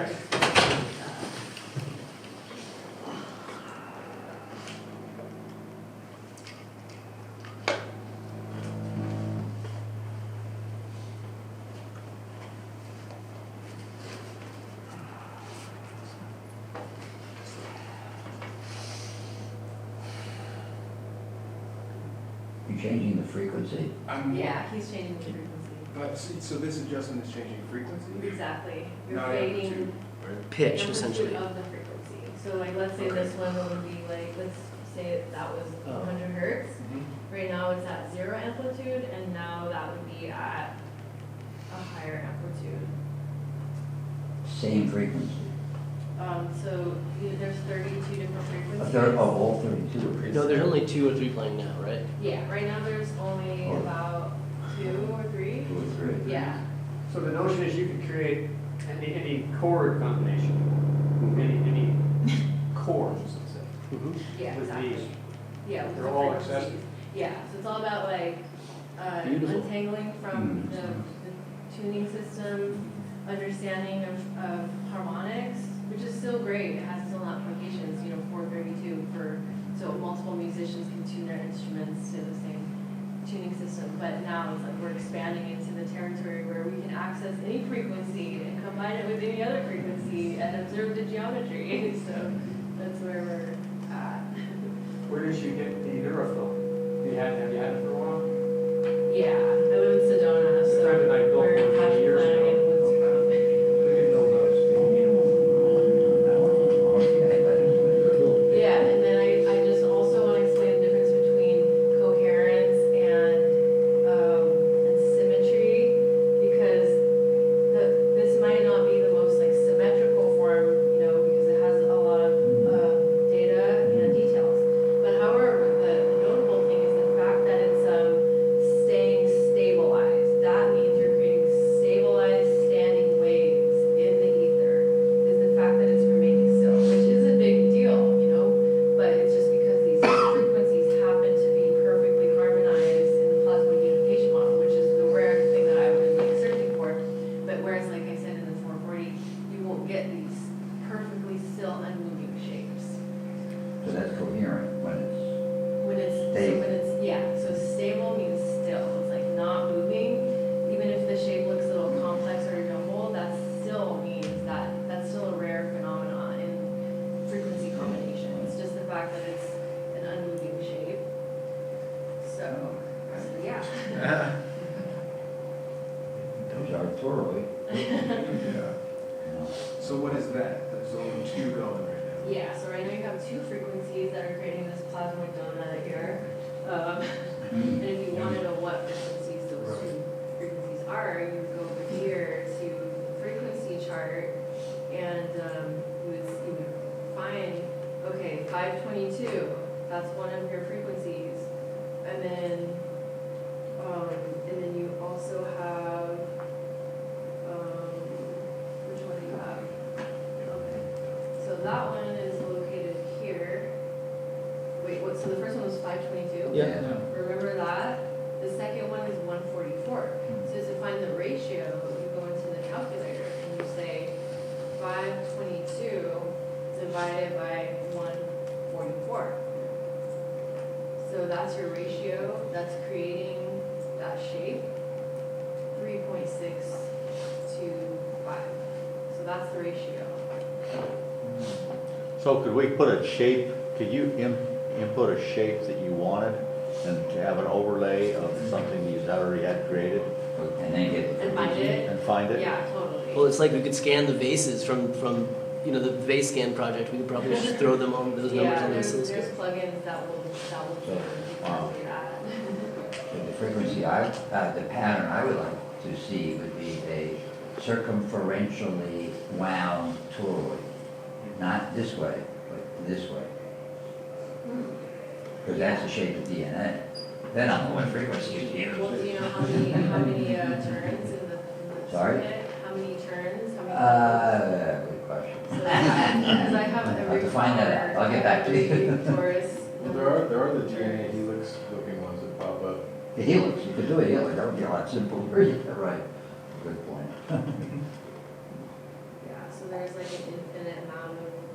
Well, for instance, if you could map the DNA of a mitochondria that is separate from ours, Yeah. and then you can put that on the screen and then overlay it with the frequencies it may or may not resonate with. Yeah. And wham bam, thank you, ma'am, you got 10 frequencies that match, and you could nutritionally modify and by feeding that mitochondria the right energy signatures. Does that make sense? Yeah. Totally. Yeah, that's where Twin Rain has got your back.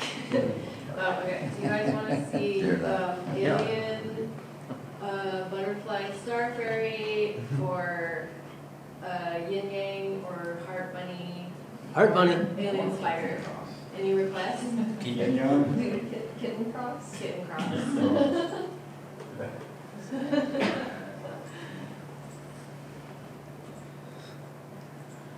Okay, yeah, so line 15, which if you look at the Plasmoid Unification model, line 15 is resonance frequency energy units.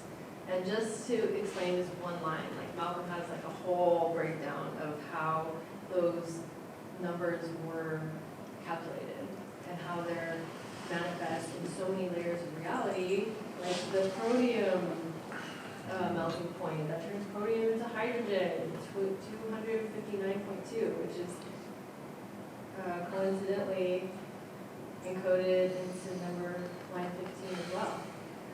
So let's see. So on that particular line 15, I was getting all these weird creatures, aliens, animals in the geometry that I couldn't see in any of the other ones. So let's look at some of these. That's interesting.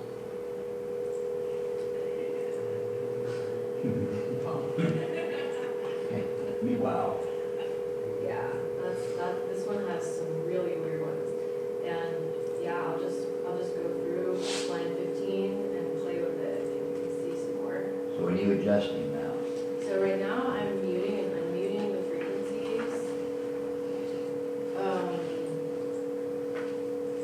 in line 15. So there's 32 total frequencies in all of the lines. So now we can just bring them in. Sometimes they're, I need to go back. I don't know. So if I bring back in the fader, okay, so right now I have 3 frequencies playing. You have what? 3 sine tones. 3 frequencies? Oops, yeah, 3 sine tones. 3 sine. Chords, yeah. Yeah. 3 sine tones. I got the numbers from line 15. So I just chose some 3 random ones. And you change the amplitude, you change the shape. Yeah, exactly. So Now, why is that? amplitude is absolutely, Those are absolute important aspect of these combinations. It's like just as important as the frequencies, but that's the ratio. That's another way of encoding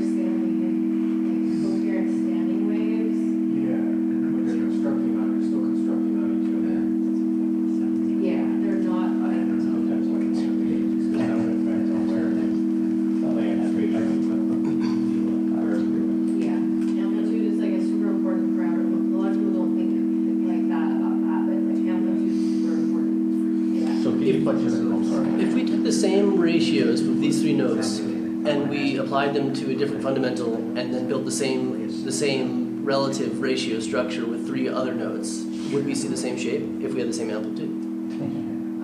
It might. I've tried that a lot with harmonic. Yeah. And it will be variations of that five petal flower, for example, or pentagram, or Lisa curve, which would actually see it's a specific type of shape. So these are all like variations that could come out from that frequency, and there are a lot of variations depending on the amplitude. You know, like the medium, of course, but we're just observing through this, the time field. So yeah. So there are some parameters, but in general, they'll have many of the same properties to the shape. So yeah. So we'll find a cool shape, and then we'll project it into the electromagnetic field. How about that? That's pretty cool. So this one feels pretty good, right? It's a nice, peaceful tone. All right, so I have this splitter coming out of the laptop. The splitter is going into here. Here. Two different coils made by two different people. And next, we are going to create a new oscilloscope, a new audio track. Insert audio track. This new audio track is going to visualize the electromagnetic field of those emanations. So I'm going to fix that up for a second, and then I'm going to drag an oscilloscope plugin onto audio track, and I'm going to hit record, but I'm going to turn off the audio because then it's going to be okay. So next thing I'm going to do is I'm going to take this EMF mic. So this EMF mic is now going to harmonically step down the frequencies that are being projected into the electromagnetic field. So right now we're projecting that geometry, those frequencies, into the electromagnetic field using these coils. From line 15, Plasmoid Unification model, resonant frequency energy units, kitten cross file. So let's go over here. Okay, so this is the EMF mic. So now we're going to visualize the field that's imprinting into our field and reprogramming all of our fields into coherence. That's fairly similar. Actually, it's very similar to the actual oscilloscope. Yeah, and that was amazing. It isn't always. No, It really isn't always. it's not the same, but it's quite similar. It's similar. Yeah, sometimes the translation is different. And so, do I have a volunteer who has a cell phone? I was going to say, here. Okay, so we don't want to do this, for too long because we're amplifying the situation. But here, I'll hold my laptop. Like, so my number one tip for everyone, It's beautiful. and I'm really serious, is go on Amazon for $7 and get an external keyboard and an external mouse for like $3. Like, you don't want this grounding. You don't want to be wasting your precious manifestation energy processing all that garbage. It's just sucking energy from yourself from being able to process energy. It's not worth it. Whereas look, Can you say that to my 15-year-old son again? Alright, so this is the chaos that's coming out of a laptop. That's grounding into your body. It's radiation that's poisoning you. It's not good for you. Have you got the frequency range on a laptop or a cell phone dialed in? For the combination of what bad frequencies are? Well, It means like it's chaos, meaning like it's a million frequencies happening at once and changing every second. Well, I just wondered if there was a dialed in frequency range for cell phones or laptops. No, it's pure chaos. So Well, if Pat, we it look changes all at the time, and this, the signal. there's no reaction. This is not imprinting chaos into the quantum structure of your biology. Okay, You try to bring that to your third eye and see what happens. yeah, the biology is interesting. We have to do a settings to turn on the amplitude. And it's subtle because the amplitude, we are radiating electromagnetic energy as human beings. But the amplitude, like we're talking a lot about amplitude. Amplitude is an important thing. It's frequency and amplitude. Put that in your consciousness. Amplitude is important. So we are radiating electromagnetic frequencies, but at a very low amplitude compared to our laptops. So the laptops are like canceling out a lot of our own natural information. We don't want that. What about this frequency that's going on now? It's creating. Anybody find that a particularly pleasant frequency? I don't. I do. It's the major second and the major third together. It's equivalent. Yeah, but there's another situation that I really want to show where we're not listening to a drone, a pure tone. We're literally playing it like a keyboard, but we'll do that one after. Okay, so we're looking at this coherent geometry from the Plasmoid Unification model. So, I mean, you could also, I don't know if you guys could see what I'm doing here, but I'm taking the EMF mic and I'm putting it up against the chaotic field of the laptop. And now I'm bringing in the torus. And the torus, Holy smokes. Wow. the combined energy. And then if I move this torus and EMF mic away, now I can see it's a little alien saying hello to us.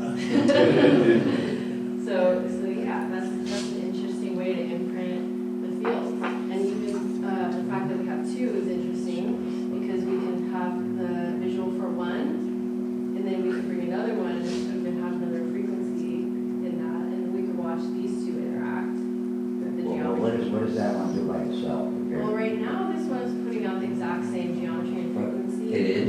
Yeah, because they're all going through the same splitter. Yeah, but it's a different geometry. Yeah, exactly. So So it should they're have slightly different different. So feel. let's look. Yeah, thank you. Yeah, there you go. So That's You're answering my question, right? Yeah, that is elegant right there. Angle that's coming Well, through. so, Yeah, so there's some different properties for sure, and some similar properties for sure. So you can plug yourself into this with like you could be just the conduit between that and then LED light.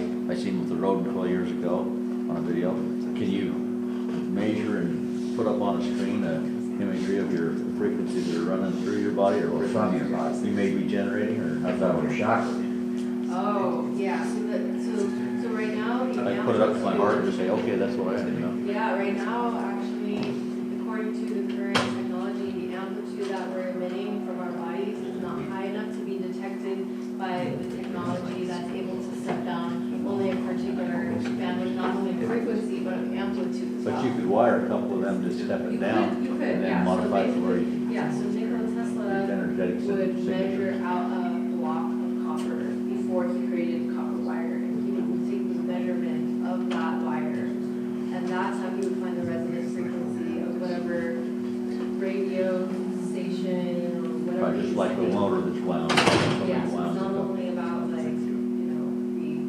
the object, but it's also about the amount, the weight, the Right. amplitude, so there's different parameters. Well, what about a heel? That they should have more energy and maybe enough to measure. Did you try that with the healer?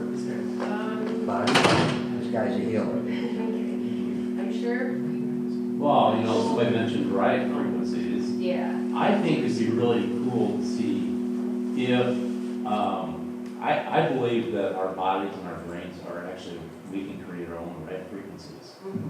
And what we could do is like, we could take a frequency on his heart, Yeah. and then we play around with that and see if we can actually change it and see. Make it clear. Right there.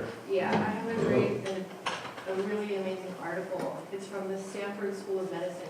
Stanford University has an entire department on sound healing and sound experimentation. It's called Karma CRMA. And they have a whole article, mainstream university, I can send you guys the article. They're doing this with blood. They're doing cymatics with blood.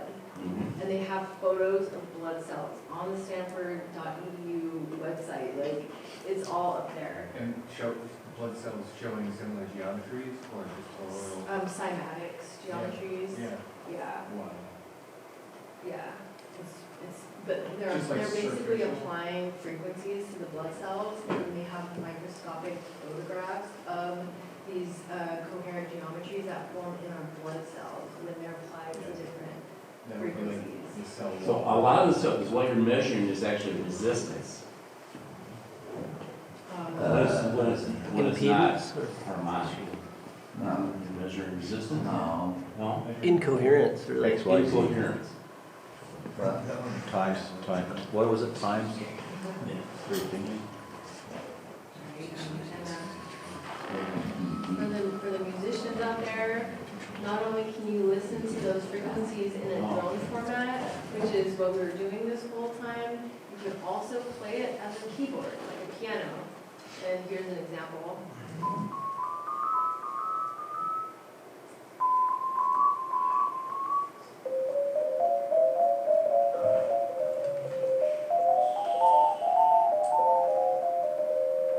Well, that's so you could. that's all in the 15th row. So yeah, this is only line 15, Oh. so there's an individual tuning system or keyboard or drone lab for all the different lines of the Plasmoid Unification. So that was a minor scale mode right there.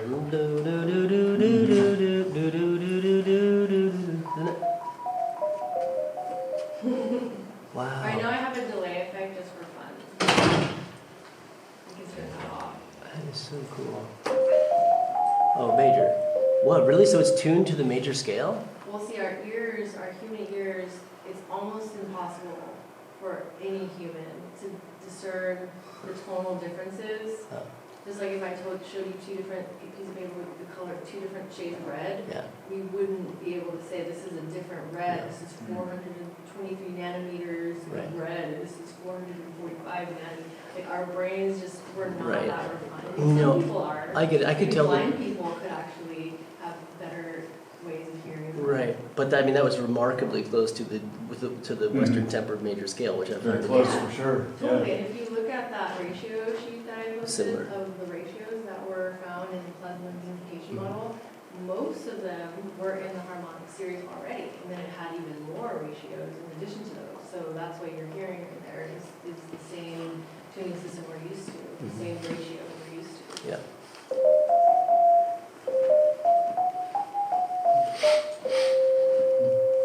Yeah, Quite so, nice, close. Is this Close. 432 then? This is so not this is line line 14. 15 of the Plasmoid Unification model. Okay. And the values, if you go down here, line 15, resonant frequency energy units. So all you need to do is go up here, go to line 15. So you see all these values, 648, 607.5, 567, 526. So this is a harmonic system that's bound together by ratios, relationships in between each one. And when you take this 648 and you convert that into a sine tone, that means 648 cycles per second. So that's the conversion there. So 648 cycles per second sounds like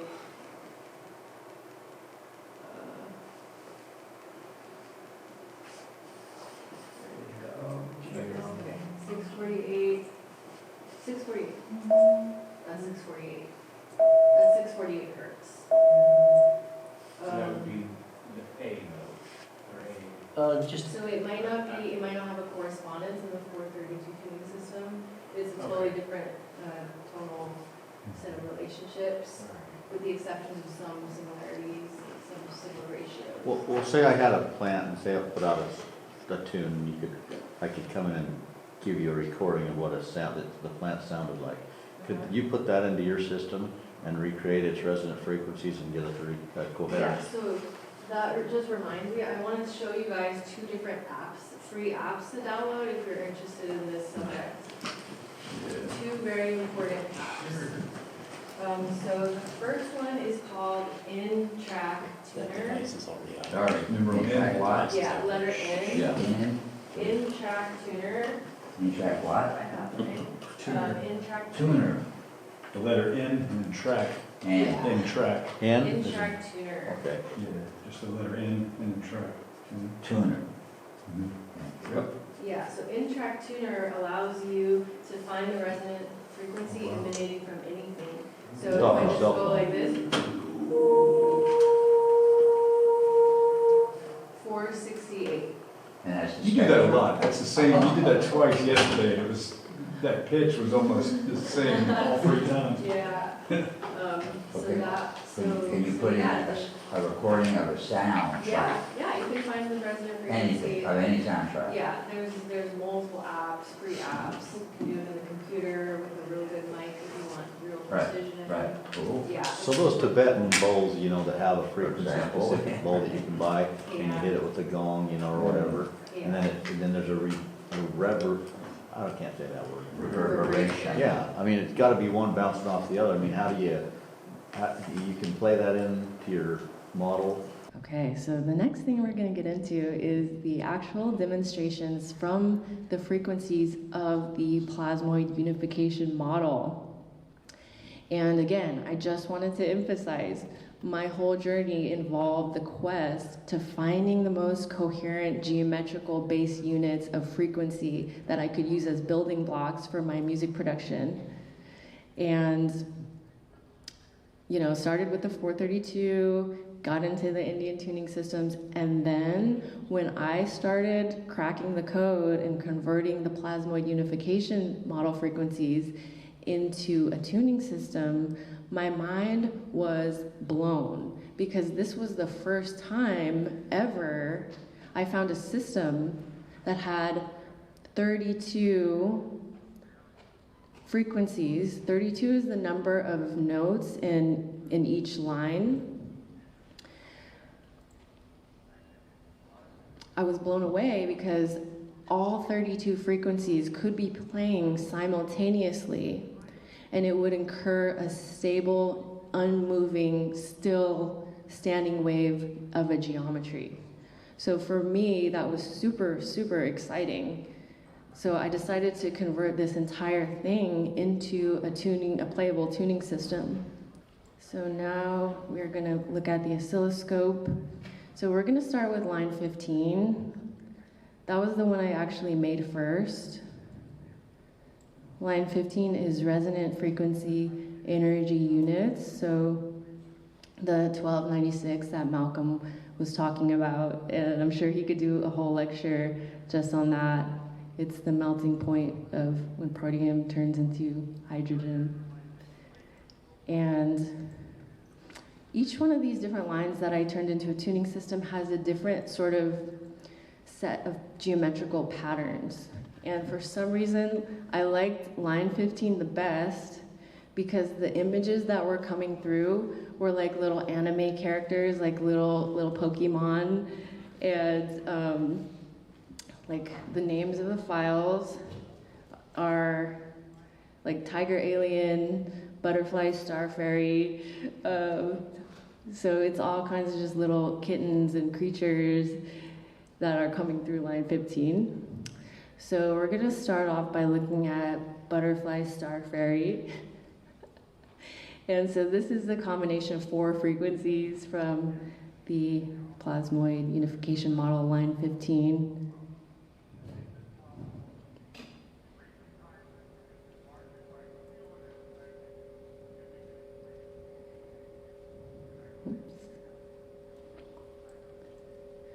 So we also have the sine tone combination coming out of the speakers.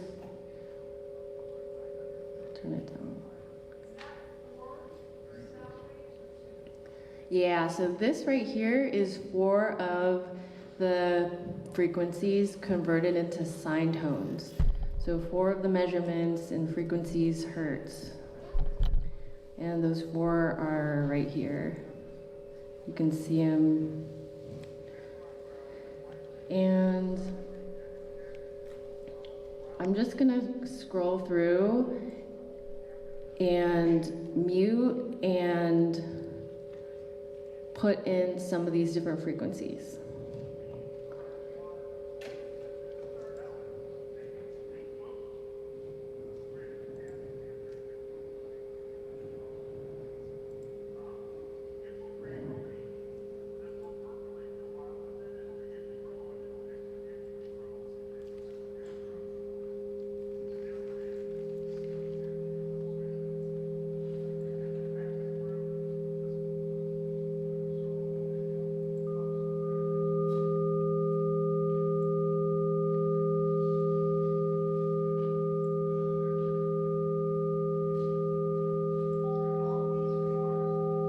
Sorry?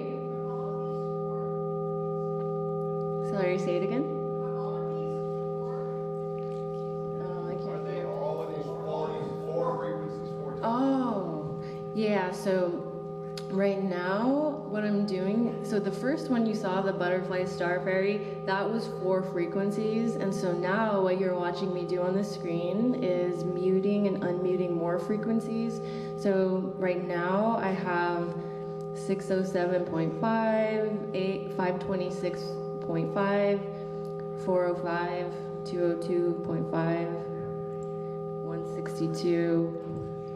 So I'm just kind of, right now, what I'm doing is muting and unmuting each frequency line by line, so you can observe like how stable and coherent the geometry remains. So if this was a 440 tuning system, this would be moving around and it would be total chaos. And again, I can show that to you momentarily what that looks like, just so you have a frame of reference of what a chaotic frequency combination looks like. For example, if I changed one of these frequencies, it would go and it could look like a flat line from the side. So it's just important to know that. But what I'm really concerned with here is the stability and the stillness that is being maintained in this numerical system. And that is really exciting stuff for me. This set of tonal values, which you're also listening to, it could also be played as a piano.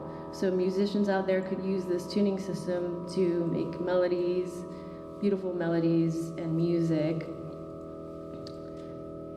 So I'm just gonna take out all the frequencies now.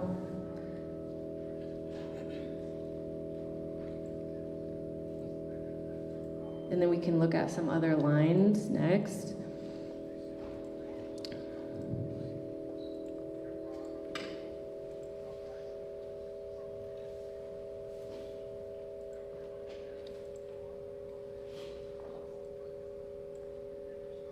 Sometimes there's really compelling geometries when you only have 2 or 3 selected at a time. There's some really interesting, more simple geometries that could be used to make various technologies with some of the simpler stuff. Like you could print it out and wire wrap it into an antenna, or use the same geometry as a coil and then put the same frequency that created that exact same shape into itself for a more coherent field. So we're gonna look at the other plasmoid file, and that is gonna have a keyboard that's mapped to this MIDI controller. We'll go to Snowflake.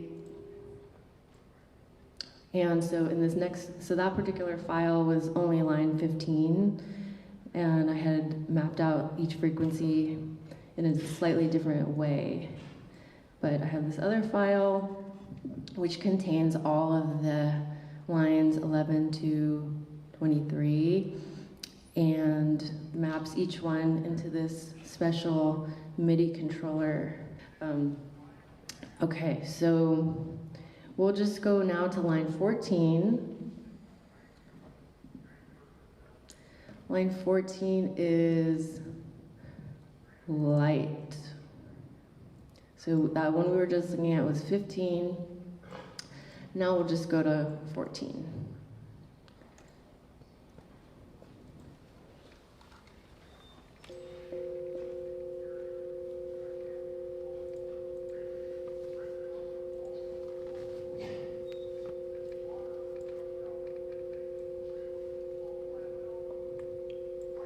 So this is a really cool snowflake in line 14.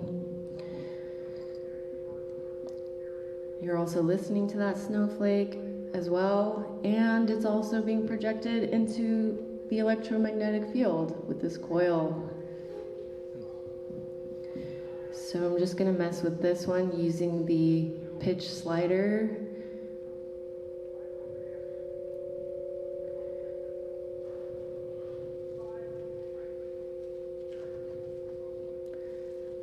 So many sacred geometry forms emerge. Oops. I'm gonna make that a little bigger. Looks like a beautiful mandala.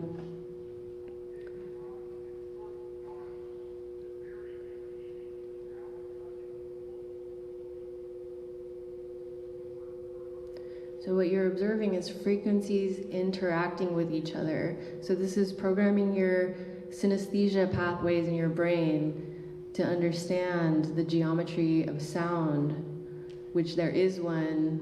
When we speak, when we hear something make a noise, there's an inherent geometrical holographic waveform that's emanating into the ether. And this gives us a little window into some of the behaviors of those shapes when these frequencies are combined. And I'll change the colors.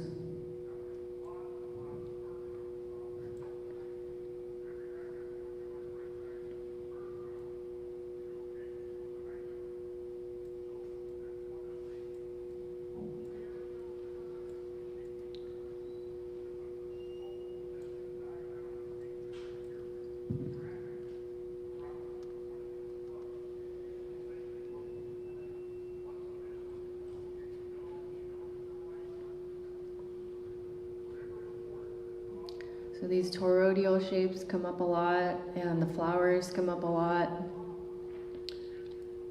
but they always stay stable, except, when they're morphing. But once you stabilize it, every single frequency remains a stable, still standing wave shape. So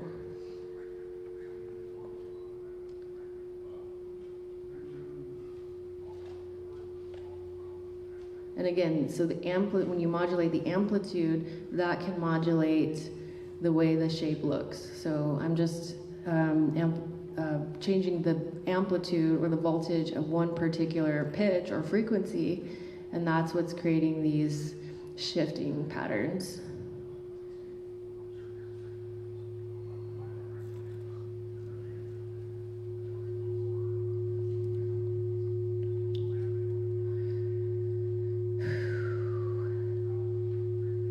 This one has a very clearing effect.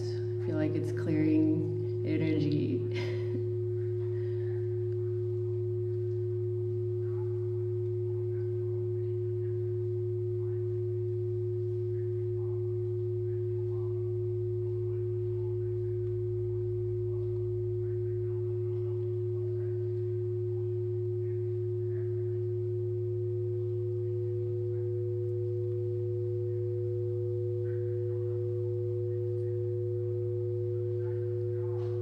Looks kind of like the orbit of Venus.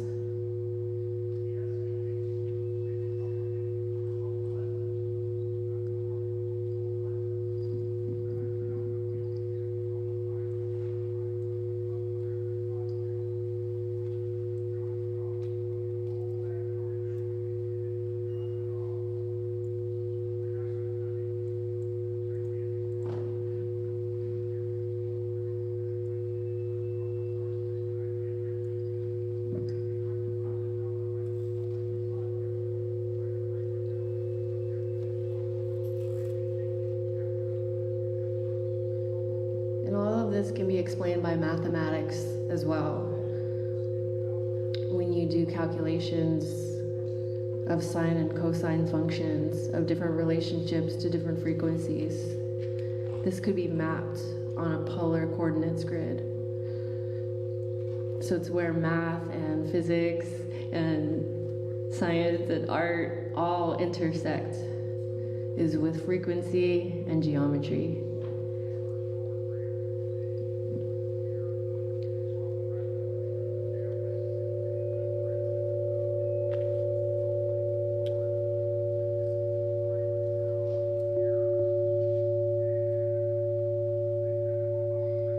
And it's important to make the distinction between symmetry and coherence.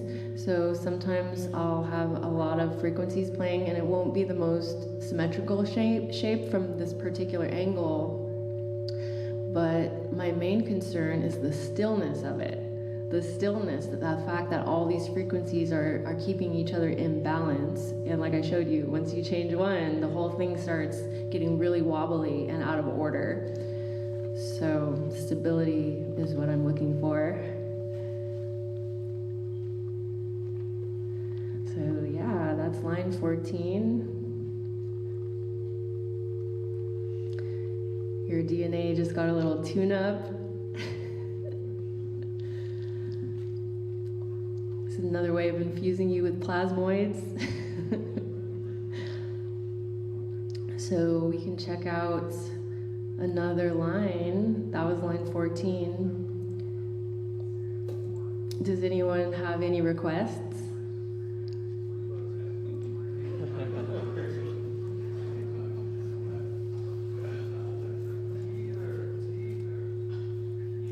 Line 17? Okay.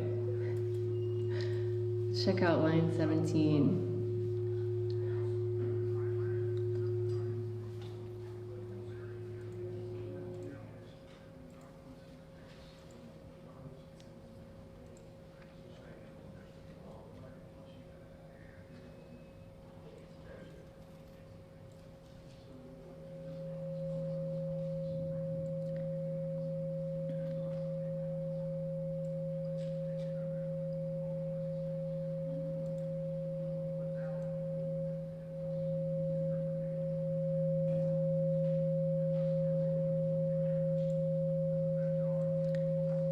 So these controls on the right, they just control the XY axis of the angles.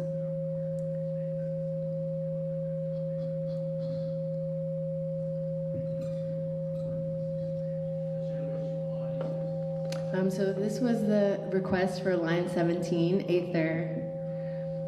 Oh, yeah, so that's line 17 here.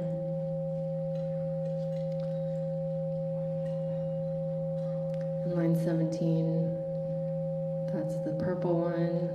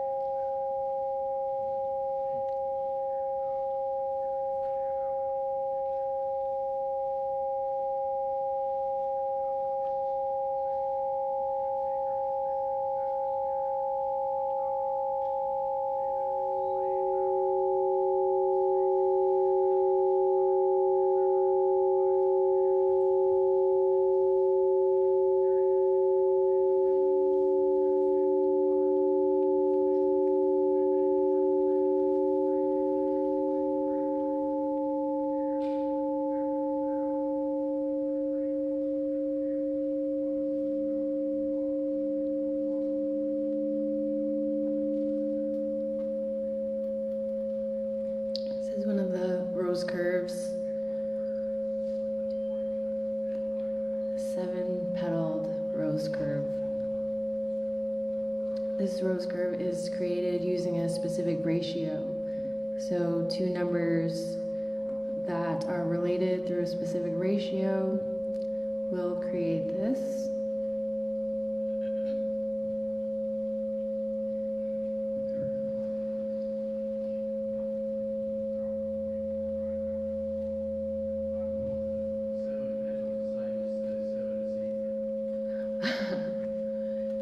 Yeah, so ether is 7.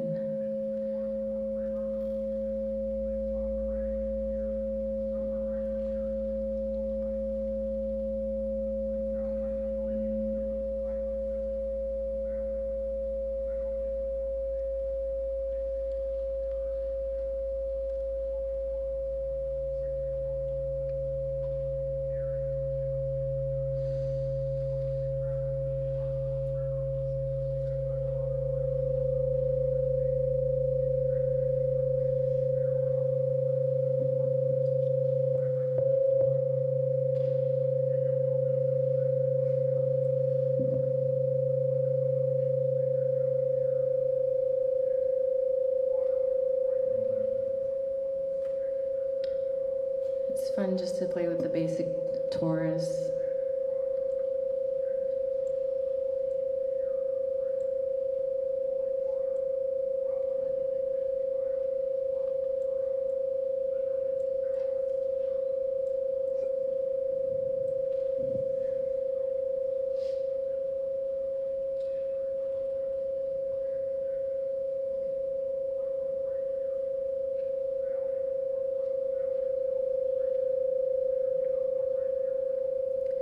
I do think there's something about looking at a geometry and also simultaneously listening to its sound that is soldering some connection in our brain between our visual and auditory complex. It's reprogramming our brain to understand sound and frequency from a very deep and subliminal level when we look at the actual waveform.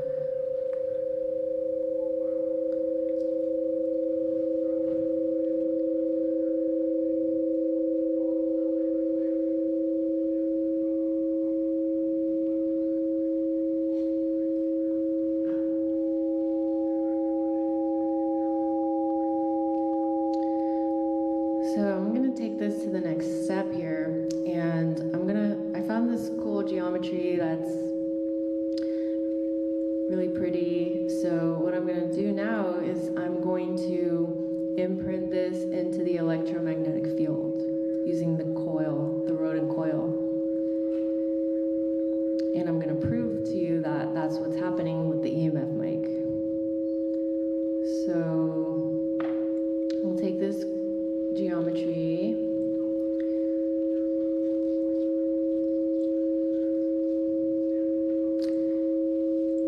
and now I'm going to create a audio track, and I'm going to take the input from the EMF mic.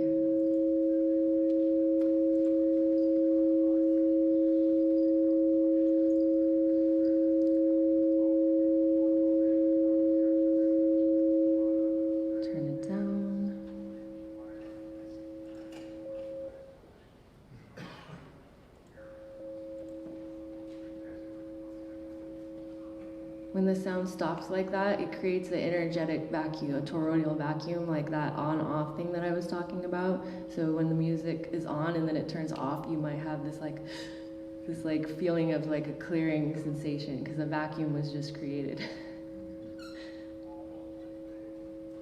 All right, so.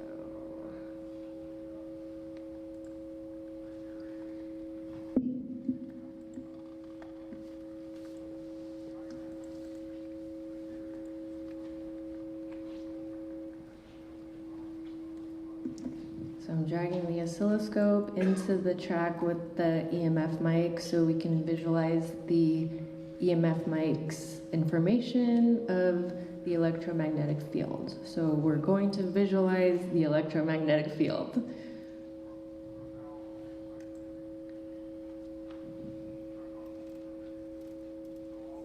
Okay, so this right here is an EMF mic, and like I said before, it takes frequency from a very specific bandwidth in the kilohertz spectrum. So the EMF mic is harmonically downstepping those frequencies into the audible range of 20 to 20,000 hertz. Now that it converts it into an audible signal, we can visualize it through an oscilloscope. So I'm just gonna take this EMF mic and I'm gonna put it up against my laptop keyboard.